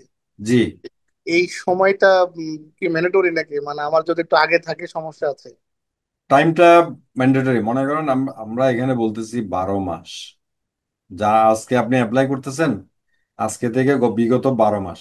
তো ধরেন এটা 12 মাস বললেও সে 13-14 মাস পর্যন্ত আপনি ইজিলি কনসিডার করতে পারেন। এটা আমাদেরকে বলার দরকার নেই, বাট এটা কিন্তু 12 মাস মানে 12 মাসই। হ্যাঁ, জি স্যার। বাট মানে 1-2 মাস তো ফ্লেক্সিবিলিটি থাকতেই পারে, এটা কোনো ব্যাপার না। ঠিক আছে। স্যার একটু জানতে চাচ্ছিলাম স্যার। হুম হুম। তো আমি অনলাইনে অ্যাড করতে গিয়ে দেখি 24 মান্থের মধ্যে দিলেও সেটাকে টাইম হিসেবে কাউন্ট করে নিচ্ছে। 24 মান্থের আগে যেগুলো সেগুলো সে কাউন্ট করতেছে না। আর আপনি বলছেন যে 12 মাস, এই একটা বিষয়। আচ্ছা, আর এটা ভালো পয়েন্ট বলছেন। এটা আমাদের আসলে মানে ঠিক করতে হবে, মানে এটা ভুলটা রয়ে গেছে আর কি, ওদেরকে আচ্ছা বলছিলাম। আচ্ছা, আর আর বিষয় হচ্ছে হলো, ধরা যাক আমার প্রতিষ্ঠান গভর্নমেন্ট প্রতিষ্ঠান। এখন এখানে নর্মাল বিভিন্ন ধরনের গভর্নমেন্টের পক্ষ থেকে বিভিন্ন ধরনের ট্রেনিং হয়, যেগুলি হচ্ছে আমাদের শুধুমাত্র নমিনেশন করে দেয় যে এই ট্রেনিং অ্যাটেন্ড করবেন, পিডিবির একটা, বিপিডিবির একটা ট্রেনিং এ, অথবা মিনিস্ট্রি একটা ট্রেনিং এ, অথবা দেখা যাচ্ছে যাচ্ছে যে প্ল্যানিং মিনিস্ট্রিতে একটা ট্রেনিং এ পাঠিয়ে দিল। জাস্ট অফিস অর্ডার করে দেয়, আমরা গিয়ে অ্যাটেন্ড করে চলে আসি। অনেক সময় সার্টিফিকেশন আসে না। এগুলি কিভাবে কাউন্ট হবে? এগুলি কাউন্ট আসবে নাকি কাউন্ট আসবে না? আমি ওই এভিডেন্স শুধু এতটুকুই যে গভর্নমেন্ট স্মারক নম্বর সহ এই নথিতে আমাকে ট্রেনিং এ মনোনয়ন করা হয়েছিল। বুঝতে পারছি। এটা এখন ওখানে যে আপনার অ্যাটেন্ড করলেন, ওখানে যে মানে পার্টিসিপেশনের জন্য একটা সার্টিফিকেট বা কিছু একটা দেয়, তো দেয় না?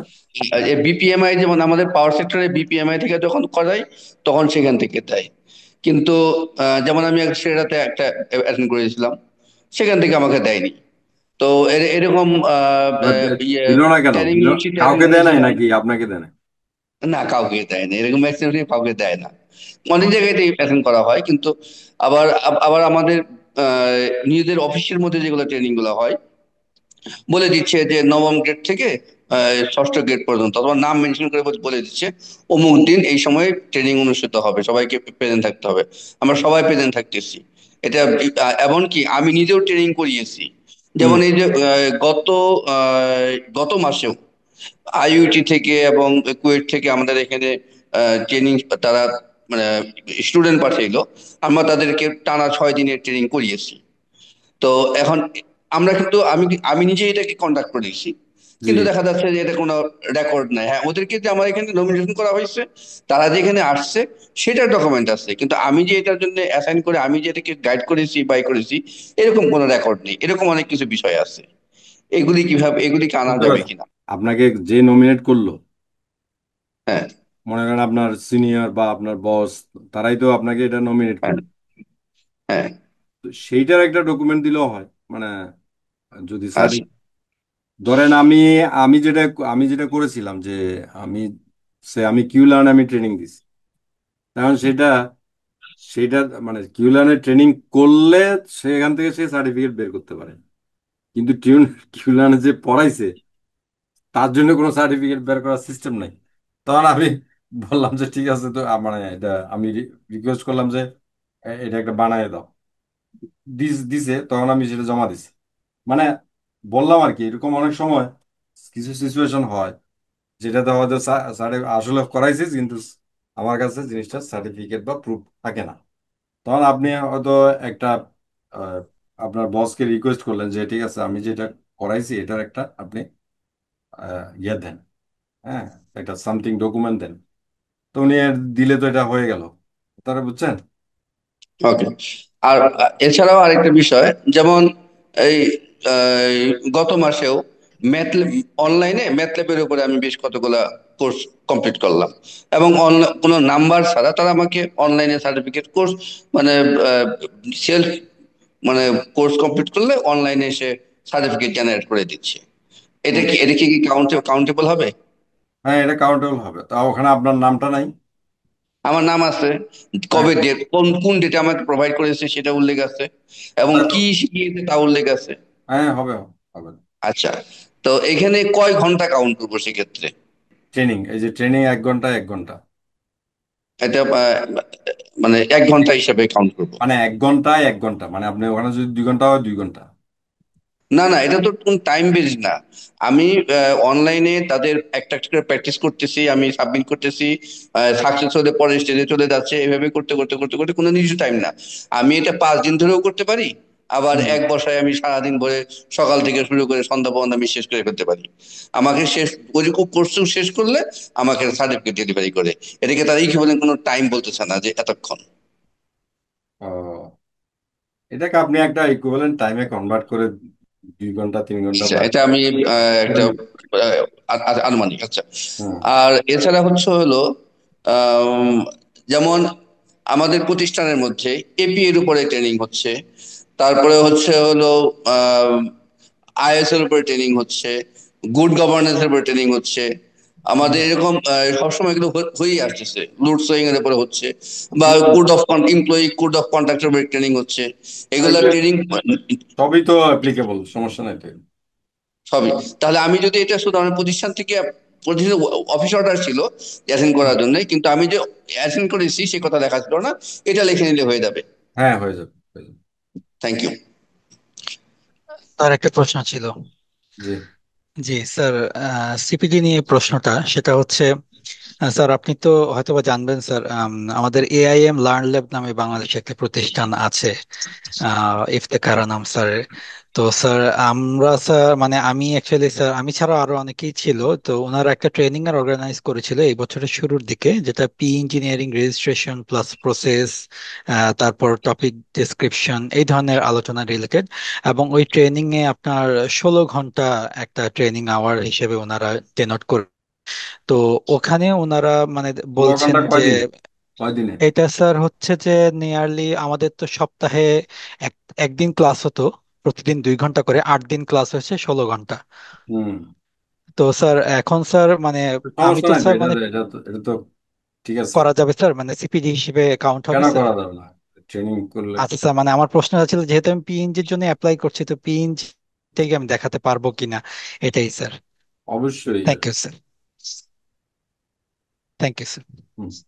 আচ্ছা, আমরা তাহলে সিপিডি গেল, এখন আরেকটু আগায়, আমাদের প্রায় শেষ।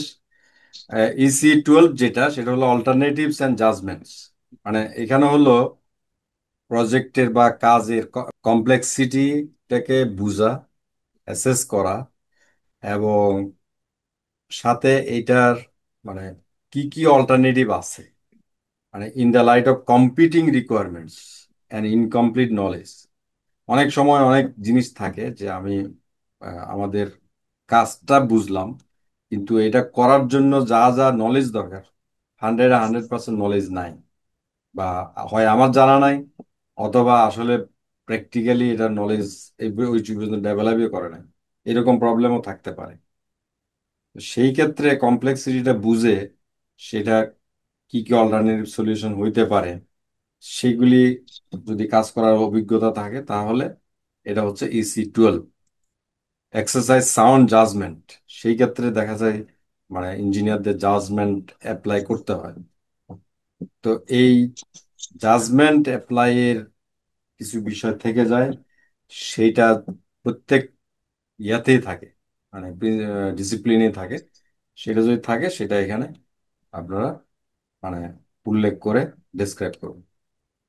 এবং এটা ইন জেনারেল না, যতগুলি করবেন সেগুলি সবগুলি কিন্তু নিজের লাইফ থেকে, নিজের এক্সপিরিয়েন্স থেকে করবেন, মানে হাইপোথেটিক্যাল না করে নিজের প্রজেক্ট থেকে, নিজের প্র্যাকটিক্যাল এক্সপিরিয়েন্স থেকে করলে সেটাই আপনি কমপ্লাই করবেন। 13 নম্বর হলো be responsible for making decision on on part or all the complex activities. মানে আপনি যে সিদ্ধান্তটাগুলি নিচ্ছেন সেটার জন্য নিজে রেসপন্সিবল থাকা, যে রেসপন্সিবিলিটি নিজের ঘাড়ে নেওয়া, যে আমি সিদ্ধান্ত নিচ্ছি, আমি এই কাজটা করলাম, সেটার জন্য আমি দায়ী, আমি রেসপন্সিবল পারসন। হ্যাঁ, এইটা হচ্ছে আসলে মানে লাইফেও দরকার, বাট এখানেও দরকার।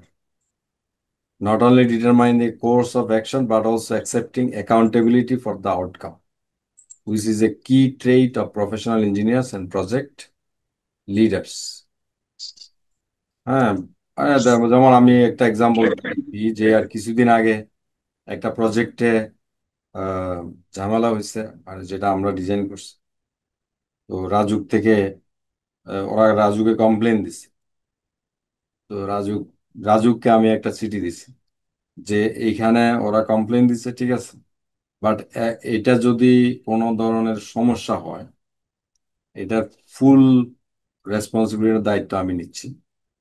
হ্যাঁ, এবং আমি কথা দিচ্ছি যে এখানে কোনো সমস্যা হবে না, একদম লিখে দিচ্ছি। তারপর বাকি সব চুপ। কারণ হলো এর চেয়ে তো আর কিছু হইতে পারে না, যে আমি ফুল রেসপন্সিবিলিটি আমি নিলাম। তো রেসপন্সিবিলিটি নেওয়া মানে কি, মানে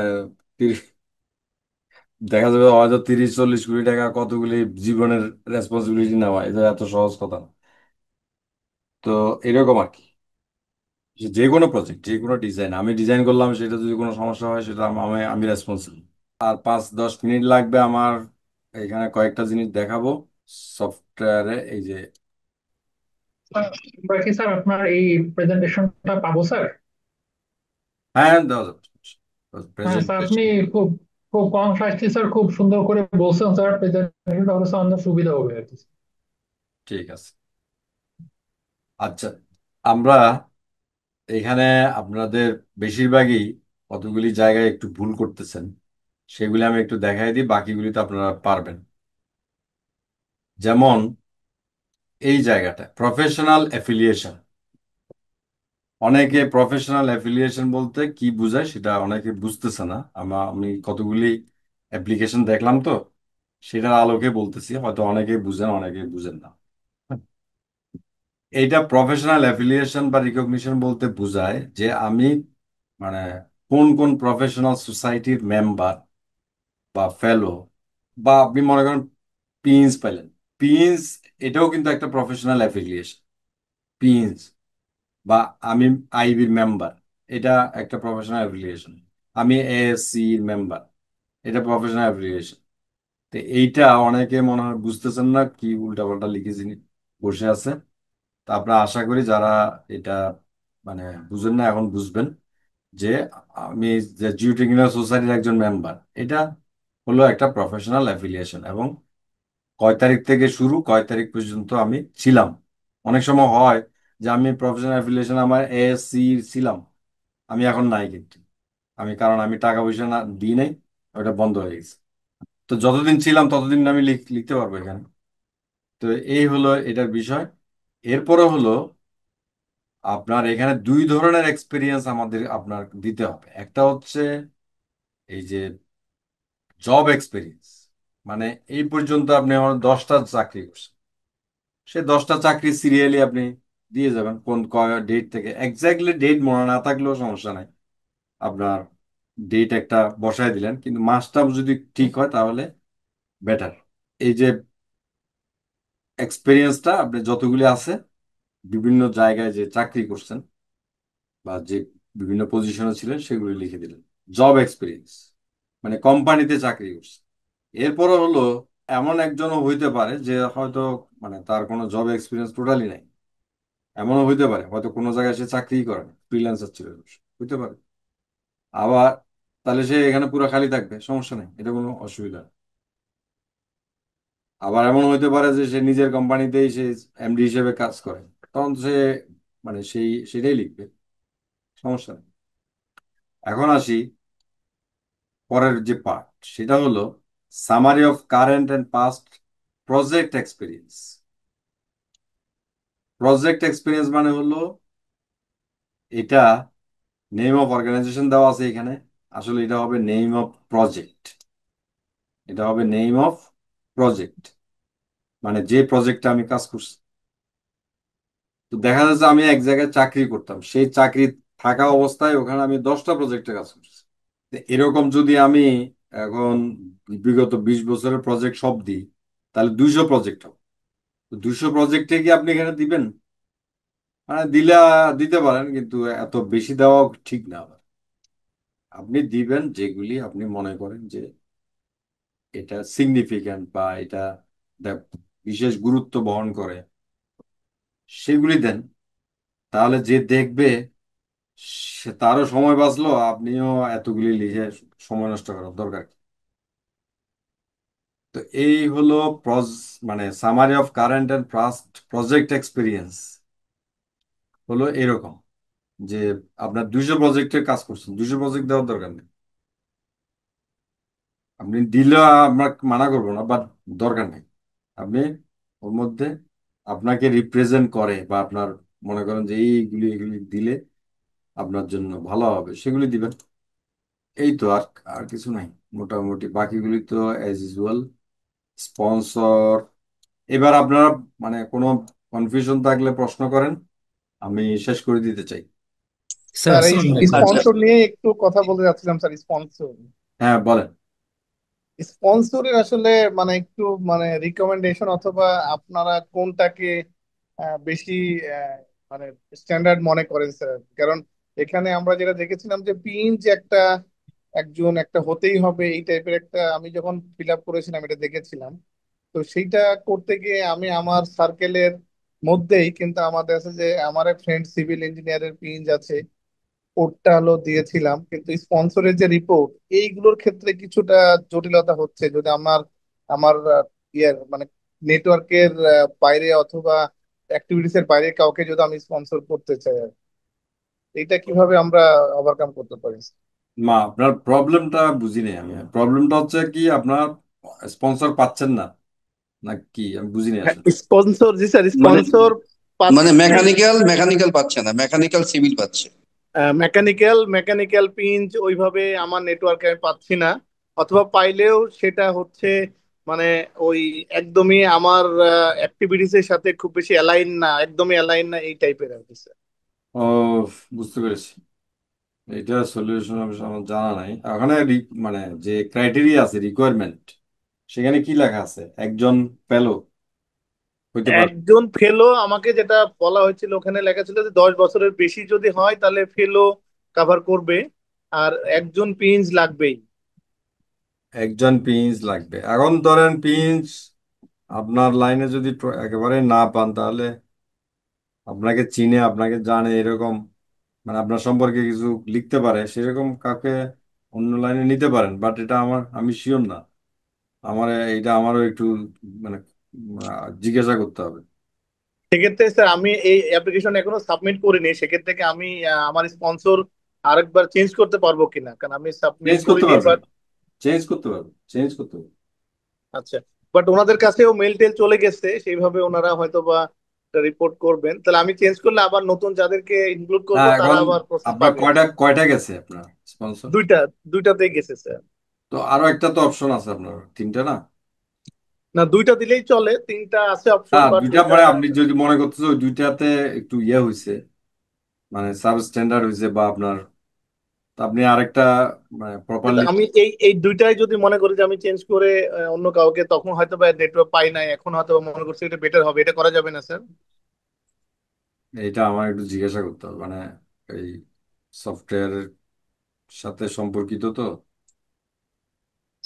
আচ্ছা, আমি এখনো ট্রাই করিনি অবশ্য। ঠিক আছে স্যার, তাহলে এটা আমরা একটু আমি মেইল করে হয়তো বা জানতে পারবো। হ্যাঁ, ঠিক হ্যাঁ আছে। একটু জেনে নিতে হবে এটা। আচ্ছা স্যার, হ্যাঁ প্রফেশনাল এফিলিয়েশন এটার উপরে সংখ্যা বাড়ানো তেমন জরুরি কোনো কিছু না, আমাদের একটা বা দুটা হলেই তাহলে যথেষ্ট। হ্যাঁ, এটা ওরকম কিছু না, এটা এখানে। আচ্ছা, যেমন যেমন ধরা যাক ইলেকট্রিক্যাল এবিসি লাইসেন্স আমার নেওয়া আছে, তারপর এটা আমার কি অ্যাপ্লিকেশনের মধ্যে আসবে নাকি আসবে না? হ্যাঁ আসবে, আসবে। এটা আসবে। যেমন অডিটর, আইএসও অডিটর হিসেবে আমার সার্টিফিকেশন নেওয়া আছে, আমি হুম, অডিটর হিসেবে কাজ করতে পারি, এটা কি আসবে? অবশ্যই আসবে, অবশ্যই আসবে। তাহলে তো মোটামুটি আসতেছে। কিন্তু পিপিআর এ আমি 21 সপ্তাহের ট্রেনিং এবং 5 ডেজ ইজিপির উপরে ট্রেনিং নিয়েছি, তার মানে পাবলিক প্রকিউরমেন্টের উপরে আমার ভালো দক্ষতা আছে, এটাও কি আসবে? এটার জন্য আপনি কোনো মানে অ্যাফিলিয়েশন মানে বুঝাই যে কেউ আপনাকে। এটা অ্যাপ্লিকেশন হয় না তাহলে আপনার সংখ্যা হ্যাঁ, অনুযায়ী? হ্যাঁ অ্যাফিলিয়েশন হয় না। বাট বাট আমি যদি দিয়ে রাখি কোনো সমস্যা নাই, না না দিলেও কোনো সমস্যা নাই নাকি? না না, এটা এটা দেওয়া যাবে না, মানে ওই অ্যাফিলিয়েশন দেওয়া যাবে না। যদি কেউ কেউ আপনাকে, মানে ধরেন পিএমপি, একজন পিএমপি, হ্যাঁ, সেটা হলো অ্যাফিলিয়েশন। হ্যাঁ, এরকম আর কি, মানে কিছু একটা আপনাকে টাইটেল দিতে হবে, কোনো একটা ও, অর্গানাইজেশন আপনাকে একটা টাইটেল দিল, এটাই হচ্ছে আপনার অ্যাফিলিয়েশন। মানে সহজ কথায় আমরা ওই ভিজিটিং কার্ডে লিখতে পারি এরকম কোনো কিছু? এরকম, হ্যাঁ হ্যাঁ, এরকম, হ্যাঁ এরকম। রাইট। তার মানে আইএসও অডিটর, এবিসি লাইসেন্স, এবং আমি যদি বলি যে শুধু আইবির মেম্বারশিপ, এটা এই তিনটাই শুধু আমরা আপাতত চিন্তা করি। এই তিনটা হলে আমি যদি আর কোনো কিছু নাও দিই আর কোনো সমস্যা নেই। না না, কোনো সমস্যা নেই, এটা তো। আচ্ছা। আর আহ, ক্ষেত্রে যে আপনার দীর্ঘ লেকচারটা আমার খুব ভালো লাগলো, কারণ এর আগে আমি একবার ফর্ম তুলেছিলাম, তখন আসলে ওই ম্যানুয়াল পদ্ধতিতে হাতে লিখে জমা দেওয়া নির্দিষ্ট জায়গার মধ্যে উত্তর করাটা খুব ডিফিকাল্ট ছিল, এজন্য আর জমা দেওয়া হয়নি। তো এখন যেটা আমি বুঝতে পারলাম, এখন লেখা আছে 600 ওয়ার্ডের মাঝে, এবং টোটাল 3 থেকে 5 হাজার ওয়ার্ডের মধ্যে লিখতে হবে। তো এখানে ইভিডেন্সের কথা বলা হয়েছে, এই ইভিডেন্সটার মানে আসলে কি বোঝাচ্ছে? 3 থেকে 5টা ইভিডেন্স বলার কথা বলা হচ্ছে। এই 3 থেকে 5টা ইভিডেন্স বলতে তো একটা আইটেমের আন্ডারে আমি 3 থেকে 5টা বা এরকম কিছু বোঝাচ্ছে? 3 থেকে 5টা এভিডেন্স, মানে ওই শেষে যে বললো ওই যে ফিগার ড্রয়িং এই সেই এগুলি কথা বলতেছেন? না না না, আমার 13টা পয়েন্টের যে 13টা কোশ্চেনের এভিডেন্সটা অ্যান্সার কোন করতে হবে। দাঁড়ান, এটা কোন জায়গায় লেখা আছে? আমি ইয়েটা পড়ি, আপনি, ফর্মটা ফর্মটা ফর্মটা বের হ্যাঁ, করি। ফর্মের প্রথম দিকেই এটা লেখা লেখা আছে। আর 8 নম্বর আইটেমে content of professional review report এখানে বলা আছে।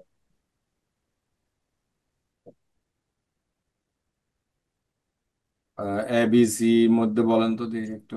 না না, আমি বলি পেজ নাম্বার 2তেই, মানে এটা পেজ নাম্বার 2তে, আরো পরে আরো পরে আরো পরে।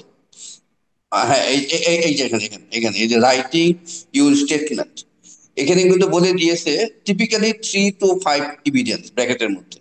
দ্বিতীয় লাইনে, দ্বিতীয় লাইনে একদম ডান পাশে, ও আচ্ছা, you you must must give give multiple multiple example, examples. Typically 3 to 5 evidence of your experience to demonstrate your mm, ability with these sub-competence that you have achieved in different situations existing. না, এখানে evidence বলতে ওইরকম মানে evidence evidence শব্দটা এখানে আসলে ঠিক হয় না। আচ্ছা, মানে মানে তিন এক্সাম্পল, থেকে পাঁচটা এক্সাম্পল। Example, example. এখন প্রত্যেকটা পয়েন্টে আমি তিন থেকে পাঁচটা যদি এক্সাম্পল দিতে যাই, হুম। আমার প্রজেক্টের কাজের সংখ্যা ধরা যাক 10টা বা 12টা, ছোট বড় মিলিয়ে আমাদের হয়তো এরকম প্রজেক্ট। এখন একটা প্রজেক্টের এখানে আমরা স্টেপ বাই স্টেপ দেখলাম ধারাবাহিকভাবে, প্রথমে নলেজ, তারপরে আমাদের ধীরে ধীরে আউটপুট আউটকাম এরকম ধীরে ধীরে চলে আসলো। তো এখন আমি এই একটা প্রজেক্টকেই বিভিন্ন জায়গায়, ধরো আমি চারটা প্রজেক্ট সিলেক্ট করে নিলাম। প্রথম প্রশ্নের জন্য যেটা করলাম, দ্বিতীয়টার জন্য আচ্ছা, আমি সেটা, তৃতীয় জন্য আমি সেটা, বুঝছি এভাবে কিনা। বুঝছি আর শুনেন, ধরেন একটা প্রজেক্টেই কিন্তু অনেক জায়গায় এক্সাম্পল হইতে পারে, সমস্যা নেই, এটা এরকম বিষয় না। মানে আপনার একটা প্রজেক্টের আন্ডারে তো অনেকগুলি কাজ হয়। তো ওর মধ্যে দেখা যায় ওইটাতে EC1ও এটা এক্সাম্পল হইতে পারে, আবার এটা EC4-এ গিয়েও হইতে পারে, সমস্যা নাই তো, বুঝছেন? আচ্ছা। এটা মানে ধরেন এক এক জায়গায় লেখার সময় আপনি আহ, সে চারটা এক্সাম্পল দিলেন, হ্যাঁ, এই চারটা যে অন্য কোনো জায়গায় দিতে পারবেন না সেটা না কিন্তু, আচ্ছা, বুঝছেন মানে আমার কথা? বুঝতে পেরেছি। জি। না, এখন ওই তার মানে ওই একটা প্রজেক্টের, ধরা যাক আমি একটা প্রজেক্টের মধ্যেই সোশ্যাল ইম্প্যাক্ট অ্যাসেসমেন্ট ছিল, হুম, তার হুম, মানে SI আমি সম্পন্ন করেছি। তাহলে এই হুম। যে স্টেক হোল্ডারের ওখানে যে বর্ণনাটা বলা হয়েছে, আমি ওটাকে আমি ওই অংশ হুম, মধ্যে ওই পার্টটাকে আমি কভার করে ফেললাম। আবার বলুন। জি, জি, এরকম এরকম করা এটাই, যাবে। এটাই। আর আমরা একটা জিনিস বুঝতে পারলাম, স্টুডেন্ট প্রজেক্ট যেগুলি সেগুলো আনা যাবে। তাহলে আমি আজকে আলোচনায় যা বুঝতে পারলাম। জি থ্যাংক স্যার, ইউ স্যার। আসসালামু আলাইকুম। ওয়ালাইকুম আসসালাম। এই গ্র্যান্ডফাদার রুল যেটা স্যার একবার আলোচনা করছেন, এটা যদি আরেকবার আলোচনা করতেন ভালো হতো।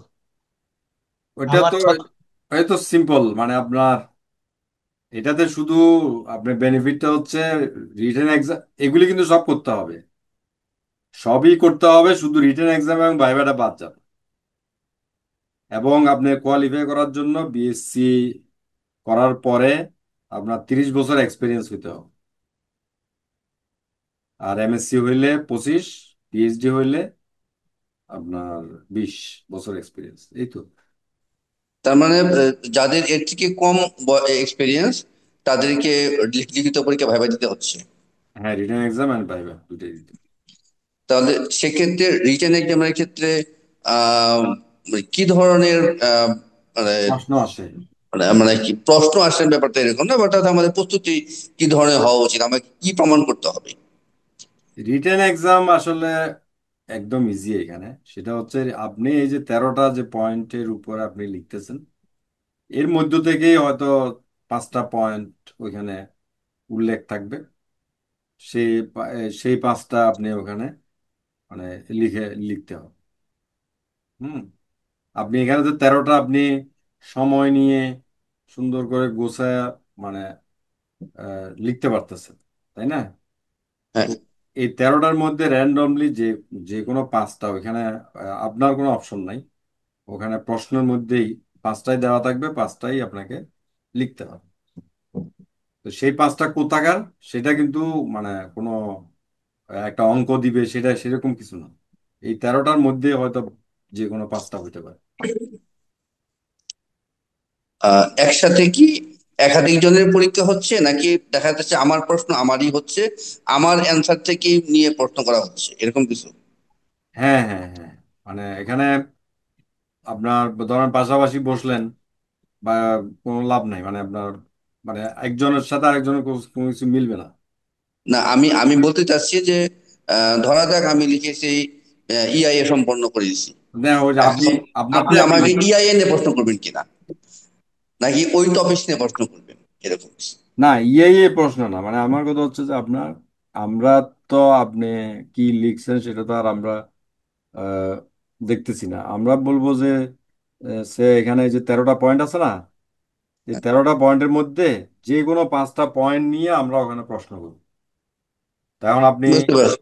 হুম। মানে কন্ডাক্ট, মানে মানে ইথিক্যালি অ্যাক্টিভিটিস, এই হ্যাঁ, ইথিক্স একটু ওইটার পরে আন্ডারে হয়তো একটা একটা প্রশ্ন প্রশ্ন করবে, এরকম আর কি। এরকম। আচ্ছা। আর ভাইবা তো জাস্ট তো ইন্টারভিউ নর্মাল যেটা যেটা হয় হ্যাঁ, আমার। ভাইভাতে মানে আপনার ধরেন সব ওভারঅল আপনার কাজকর্ম কি করেন না করেন বা সবকিছু নিয়েই প্রশ্ন। আচ্ছা, আর অ্যাসেসর যখন অ্যাসেস করে, তো অনেক সময় অ্যাসেসর দেখা যাচ্ছে যে বিরক্তি বোধ করে অনেক অ্যাসেসর। তো আমাদের চুজ করার ক্ষেত্রে আমি হয়তো একটা চুজ করে দিয়ে অ্যাসেসর দিলাম, বিরক্তিবোধ করে সেটা কিভাবে বুঝলেন? বিরক্তিবোধ করে হচ্ছে দেখা যাবে যে উনাকে আমি এই কথা জিজ্ঞেস করার অর্থ যে উনি যখন আমাকে মূল্যায়ন করবে বা আমার সম্বন্ধে কোনো কিছু করবে, আমি জানি না সেখানে কি কি পয়েন্ট আছে, ওখানে কি শুধু টিক চিহ্ন, উনি কি শুধু মানে আমার সম্বন্ধে ইয়েস নো বা মার্কিং করবেন, নাকি মার্কিং। উনি আমার সম্বন্ধে কিছু বর্ণনা লিখবেন? যেমন বর্ণনা লিখতে বললে অনেক সময় দেখা যায় যে বসরা অনেক সময় দেখা যায় যে ওনাদের এত টাইম নাই, তা এটাকে আমাকে কি করেন, না না, ইনফর্ম উনি করেন না কেন, ঝামেলা কেন মেইনলি আমি করবো? উনি মার্কিং করবেন। মার্কিং করার পরে আহ, কেন কেন ফেল করলো আর পাশ করলে কি, পাশ করলে এটা নিয়ে 2-3টা সেন্টেন্স লিখবেন, বেশি না। ও, ওকে, এর ওকে। মানে বুঝতে পারছি, মানে একেবারে বড় কোনো এসে লিখতে হবে এরকম কোনো কিছু না। না না। ও, তাহলে তোমার সমস্যা নেই। আমি তো এর আগে এরকম কিছু বলা হয়েছিল, এর আগে তখন করছিলাম আমি, নানা দিকগুলো চিন্তা করে আর করা হয়নি। থ্যাংক ইউ, খুবই ভালো জিনিসটা হবে। ঠিক। স্যার স্যার আসসালামু আসসালামু আলাইকুম স্যার। আলাইকুম। আসলাম। স্যার একটা প্রশ্ন ছিল যে অ্যাপ্লিকেশন ফর্মস এর যেটা একটা আছে দেওয়া ওয়েবসাইটে, তো ওখানে স্যার বিভিন্ন ক্যাটাগরি দেওয়া আছে। তো একজন পার্সন কি হ্যালো। আচ্ছা, ওনাকে মনে হয় শোনা যাচ্ছে না। হ্যাঁ, আমার লাস্ট আরেকটা বিষয়, আমি বেশি কিছু বিরক্ত করে ফেলছি। বলেন আমি বলেন। অনলাইনে অ্যাড করতে গিয়ে এক জায়গায় পাচ্ছি যে আমি এখনো সিবি অ্যাড করি নাই। হুম। এটা স্যার কোথাও মাল্টিপল হয়তো, ক্যাটাগরিতে অ্যাপ্লাই করতে পারবে? উনি কি রেজিস্টার্ড বিল্ডিং সার্ভিসেস ইঞ্জিনিয়ার হিসেবে? সরি, আমি কি কন্টিনিউ করবো না হ্যাঁ শুনতে পাচ্ছি না? হ্যাঁ। আচ্ছা, ওই একদম 1 নম্বর পার্টের উপরেই পি ইন অ্যাপ্লিকেশন সামারি যেখানে, সেখানে একটা স্টার মার্ক দিয়ে লেখা আসতেছে no CB uploaded, edit to update CB. হুম। তো এখানে আমি সিবিটা মানে কোথায় অ্যাড করবো আসলে পয়েন্টটা খুঁজে পাচ্ছি না। এটা কি অফিস থেকে না, আলোচনা করে আমি দিব নাকি আমি দেখি, এখনই দেখতেছি, দাঁড়ান। সিবি আপনার এই যে পার্সোনাল ডিটেল। হ্যাঁ, এর উপরেরটা। হ্যাঁ, এখানে ক্লিক করলেই এইখানে এই যে পিডিএফ ফাইল যেমন অ্যাড করা আছে, এই অ্যাডটা আমি করতে পারছি না। মানে এটা কোথায় ভিতরে ঢোকার পরে কোন জায়গায় অ্যাড হচ্ছে? আমাকে এখানে দেখাচ্ছে নো সিবি অ্যাটাচড। এই জায়গাটাতে না, হ্যাঁ, আমি আমার এটা এখানে যেভাবে কিন্তু এডিট দেখান, দিলাম, এই যে দেখেন আপলোডেড সিবি। হ্যাঁ, হ্যাঁ, আপনি তো ঢুকে অ্যাড করে, করে রেখেছেন দেখে আসছে, কিন্তু আমি এই অ্যাডটা করতে পারছি না। করতে পারতেছেন না, আচ্ছা। যেমন এখন আমি এখন আমি এডিট যদি আপনি দিই, দেখেন এখানে যদি আমি এডিটে যাই, হ্যাঁ, তাহলে এই যে এডিট দেওয়ার পরে, হ্যাঁ, এই এডিট দেওয়ার পরে এই যে এখানে এই এটা জায়গাটা কিন্তু আসলো। এই যে সেভ আর পিডিএফ সেভ হিসেবে দেওয়া এই যায়, যে তাই না? আপলোড করা এই যে যায়, দেখেন, চুজ এই যে ফাইল। এখানে চুজ ফাইল গেলাম। হ্যাঁ, আমি এই যে এখানে একটা ফাইল সিলেক্ট করলাম, ওপেন দিলাম, এখানে আসলো। এরপরে আসার সেভ পরে দিয়ে দিলাম। আমি সেভ দিলাম। মানে আমি এই কাজটা করেছি, কোনো কারণে হয়তো আমি মিস করে থাকতে পারি আচ্ছা, হয়তো বা। আবার করেন। যাই হোক, এটা আবার দেখবো। আর একটা হচ্ছে হলো পেমেন্ট কমপ্লিট, যে নট কমপ্লিট বা কমপ্লিট যে বিষয়টা, হুম। আমি ইতিপূর্বে আমি সব বিপিআরবি তে আমি ফোন করেছিলাম। ওনারা বললো যে আমি আগের বার যে ফর্ম কিনেছিলাম, যে সেই ফর্মের যে পেমেন্টের সময়টা সেই সময়ের মধ্যে থাকার কারণে আমি ওটা আপলোড করে দিলেই হয়ে যাবে, তো আমার নতুন করে পেমেন্ট করতে হবে না। কিন্তু আমি ওটা আপলোড করেছি, তো এরপরে লিখেছে, দেখি আপলোড করার পরে যেটা আসছে যে contact admin or authority if payment is not verified by 2 working days. মানে মানে যোগাযোগ করতে বলা হয়েছে। অবশ্য আমার 4 দিন হয়ে গেছে অলরেডি আপলোড করেছি। তার মানে আমি কি যোগাযোগ করে নেব, নাকি আসলে এটা আমি এখনো সাবমিট বাটন ক্লিক করিনি বিধায় এটা এ অবস্থায় আছে?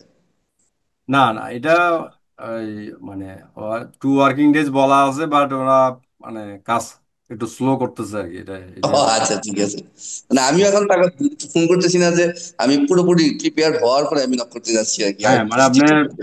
ধরেন আপনার সব রেডি, এটার জন্য হচ্ছে না, তখন আপনি মানে ফোন দিবেন আর কি। আচ্ছা, হুম। Right, thank you, thank you sir.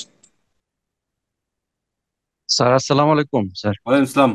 G, sir আমার দুইটা একেবারেই ফান্ডামেন্টাল কোশ্চেন ছিল স্যার। আমি বলেন বলেন। আসলে আমার যে ডিগ্রিটা এটা হলো ইউকে ডিগ্রি। তো এটা বাংলাদেশের যে ডিউরেশন সাধারণত ইউকে ডিগ্রি একটু ভেরিয়েশন থাকে। তো রিসেন্টলি আমি আইবি থেকে ইকুইভ্যালেন্স করে নিয়েছি, আমি অলরেডি এমআইবি অ্যাপ্রুভ হয়েছে আমার। তো জি। এই ক্ষেত্রে এটা কোনো প্রবলেম কিনা না, পিএনজি পাওয়ার ক্ষেত্রে? এটা কোনো প্রবলেম না। Okay sir. স্যার আরেকটা বিষয় হলো স্যার, আমি সিঙ্গাপুর এমআইএস এর মেম্বার এবং এখানে আমার চার্টার্ড ইঞ্জিনিয়ারিং অ্যাপ্লিকেশন পেন্ডিং আছে। এখন এটা যে সিঙ্গাপুরের একটু যে, জি সিঙ্গাপুরে স্যার। তো আপনি ওই মানে সিঙ্গাপুরে যে আপনার অ্যাফিলিয়েশনটা সেটা এখানে কাজে লাগবে কিনা আমি জানি না, কারণ হলো সিঙ্গাপুর এই মুহূর্তে আইপি এর এগ্রিমেন্টের আন্ডারে এই মুহূর্তে নাই। হুম। আচ্ছা আগে আচ্ছা, ছিল। জি স্যার, আমি ওটা আমি বুঝতে পারছি স্যার। আর আমি স্যার আমার আইমেকিতে আমার একটু প্রসেস আছে স্যার। আইমেকিতে তো অ্যাফিলিয়েট করবে না বা এটা কোন বাংলাদেশে? মালয়েশিয়া? আইমেকি হলো ইউকে স্যার। হ্যাঁ, ইউকে হলে তো অবশ্যই হবে। এটা ইউকে সমস্যা নেই। হুম। তাহলে স্যার আমাদের যে এডুকেশনাল যে বেঞ্চমার্কটা স্যার, এটা ওই অ্যাজ লং অ্যাজ আইবির ইকুইভ্যালেন্সি বা মেম্বারশিপ থাকলে মোটামুটি এটা। হ্যাঁ, এখানে মানে আইবির মেম্বারশিপ হইলেই okay. Okay sir, okay, thank you sir. Sir আসসালামু আলাইকুম স্যার। আসসালামু আলাইকুম স্যার। আসসালাম। স্যার একটু ছোট একটু কোশ্চেন ছিল স্যার। জি, বলেন। স্যার এই প্রশ্ন আমরা যদি সব মানে মোটামুটি সবগুলোই সাবমিট করে দিই এবং পেমেন্টটা করে দিই, তারপরে কয়দিন পরে এক্সামটা হইতে পারে আনুমানিক স্যার? আহ, আশা করি 1 মাসের মধ্যে হবে। আচ্ছা, থ্যাংক ইউ স্যার। আসসালামু আলাইকুম স্যার। স্যার আসসালামু আলাইকুম। আসসালাম। স্যার ওই যে আমাদের যে অ্যাপ্লিকেশন ফর্মটা দেওয়া আছে ওয়েবসাইটে, ওইটা তো স্যার ফিল আপ করা লাগবে। অ্যাপ্লিকেশন ফর্ম কোন জায়গায় দেওয়া আছে? স্যার আমাদের যেই ম্যানুয়ালে স্যার ওখানে একটা অ্যাপ্লিকেশন ফর্মের কথা বলা আছে, যে অ্যাপ্লিকেশন ফর্মটা নামিয়ে সেটা ফিল আপ করার কথা বলা আছে স্যার। ওইটা কি স্যার এখন ফিল আপ করা লাগবে স্যার? আলাদা কোনো অ্যাপ্লিকেশন ফর্ম? ম্যানুয়ালটা কোথায়? কোন ম্যানুয়াল এটা? স্যার বিপিআরবি যে ম্যানুয়ালটা স্যার। রিসেন্টলি ডাউনলোড করছেন? জি জি স্যার। 10/10 আর কি, 10 অক্টোবর 2025 স্যার। ওখানে 10। 53 নম্বর পেজে স্যার একটা হচ্ছে যে অ্যাপ্লিকেশন ফর্ম আছে। এটা আপনি কি পিএনজির জন্য বলতেছেন? জি স্যার, রেজিস্টার্ড ইঞ্জিনিয়ার স্যার যেটা। রেজিস্টার্ড ইঞ্জিনিয়ার পিএনজি একটা এক না তো, দুইটা আমি বলি। আমাদের এখানে আচ্ছা, 3 ধরনের। জি জি স্যার। আমাদের এখানে 3 ধরনের ইয়ে আছে, আপনার ওয়েবসাইটে গেলে দেখতে পাবেন। এই যে দেখেন, registered engineer, domestic pinch, int pinch. হ্যাঁ, জি স্যার। আপনারা যেটা এখন অ্যাপ্লাই করতেছেন সেটা হলো ডোমেস্টিক পিঞ্চ। আর রেজিস্টার্ড ইঞ্জিনিয়ার যেটা, সেইটা হলো এই অনলাইন সিস্টেম, মানে এখন যে অনলাইন পোর্টাল করা হয়েছে সেইটি সিস্টেম না। ওইটার জন্য একটা ফর্ম আছে, ফর্মটা ফিল আপ করতে হবে। আচ্ছা স্যার এবং মানে জি স্যার। এইটার যে প্রসেসটা সেটাই যে হুম, এখানে ওয়েবসাইটে যেখানে ডিটেলস লেখা আছে কিভাবে জি হবে। জি স্যার। আর এটা হলো ডোমেস্টিক পিঞ্চ যেটা, সেইটার জন্য আবার আলাদাভাবে বলা আছে। ডোমেস্টিক পিঞ্চের জন্য এই যে অ্যাপ্লাই বাটনে ক্লিক করলে যে প্রসেসটা জি সেটা। স্যার। আর মানে এই রেজিস্টার্ড ইঞ্জিনিয়ারের জন্য আপনার এই যে এখানে ডাউনলোডে যদি যান, তাহলে আপনি দেখবেন যে এই যে রেজিস্টার্ড ইঞ্জিনিয়ার অ্যাপ্লিকেশন ফর্ম। জি জি স্যার, এটার কথাই বলছিলাম স্যার। হ্যাঁ, এইটা তো, এটা কিন্তু রেজিস্টার্ড ইঞ্জিনিয়ার মানে পিএনজির জন্য না। আচ্ছা আচ্ছা স্যার। সো পিএনজির এখানে জন্য স্যার, হলো আপনার এই যে এইখানে এই বাটনে ক্লিক করে যেতে হবে। হ্যাঁ হ্যাঁ স্যার জি। এখানে স্যার আমার একটা স্যার কোশ্চেনটা হচ্ছে যে ওইটাতে কি স্যার একটু আপনি একটু একটা প্রশ্ন ছিল, এটা কি স্যার একটু দেখবেন স্যার? কোন জায়গায়? রেজিস্টার্ড ইঞ্জিনিয়ার যে আপনার অ্যাপ্লিকেশন ফর্মটা স্যার। অ্যাপ্লিকেশন ফর্মে জি স্যার। ওখানে হচ্ছে স্যার যে পিএইচটা যাচ্ছে, এটা কি স্যার অ্যাকচুয়ালি ডোমেস্টিক পিএইচ এর কথা বলছে? যে পিএনজি হোক, আপনার চাচ্ছে কে বললো আপনাকে? ও আচ্ছা, ও এখানে কন্ডিশন দেওয়া আছে যেটা। হ্যাঁ হ্যাঁ হ্যাঁ, স্যার একটু ফর্মটা ওপেন করলে স্যার একটু সুবিধা হতো, জি স্যার। বা আমাদের পিএইচ না থাকলে ওখানে অ্যাপ্লাই করতে পারবো কিনা স্যার?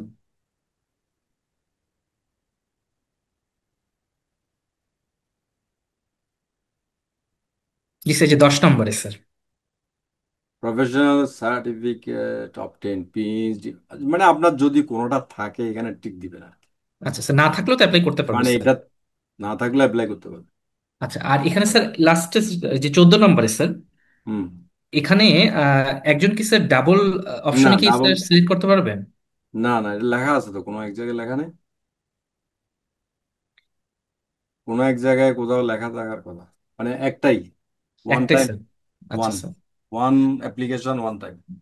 আচ্ছা স্যার, আর ক্যাটাগরি স্যার এটা আমরা কিভাবে বুঝবো স্যার? ক্যাটাগরি 2, 3, 4 আসলে কোনটা অ্যাপ্লিকেবল হবে স্যার, কোনটাতে টিক দিব, এইটা স্যার কিভাবে বুঝবো? সেটা না বুঝলে আপনি ক্যাটাগরি পাবেন না। সেটা মানে ডিসক্রিপশনটা কোথাও পাই নাই স্যার, এই জন্য আসলে স্যার একটু এটা কনফিউশন। বিএনপিসি তে আছে আপনার যে ক্যাটাগরি বিএনপিসি। 4 মানে হাইয়েস্ট।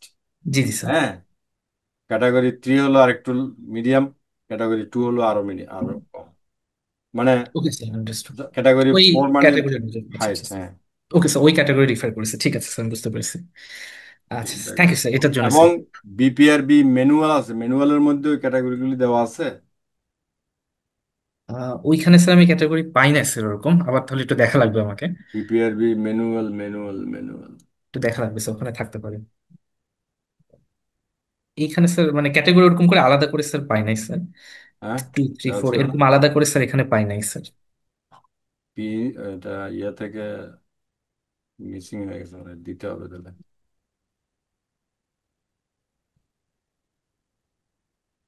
ওকে, এটা ঢুকাই দেবো এটা। জি জি স্যার, এটা অ্যাড করে দিলে ভালো হয় স্যার, তাহলে কনফিউশনটা এটা ইয়া। ইয়াতে আছে, বিএনপিসি তে আছে, আমরা এখানে অ্যাড করে দিতে হবে।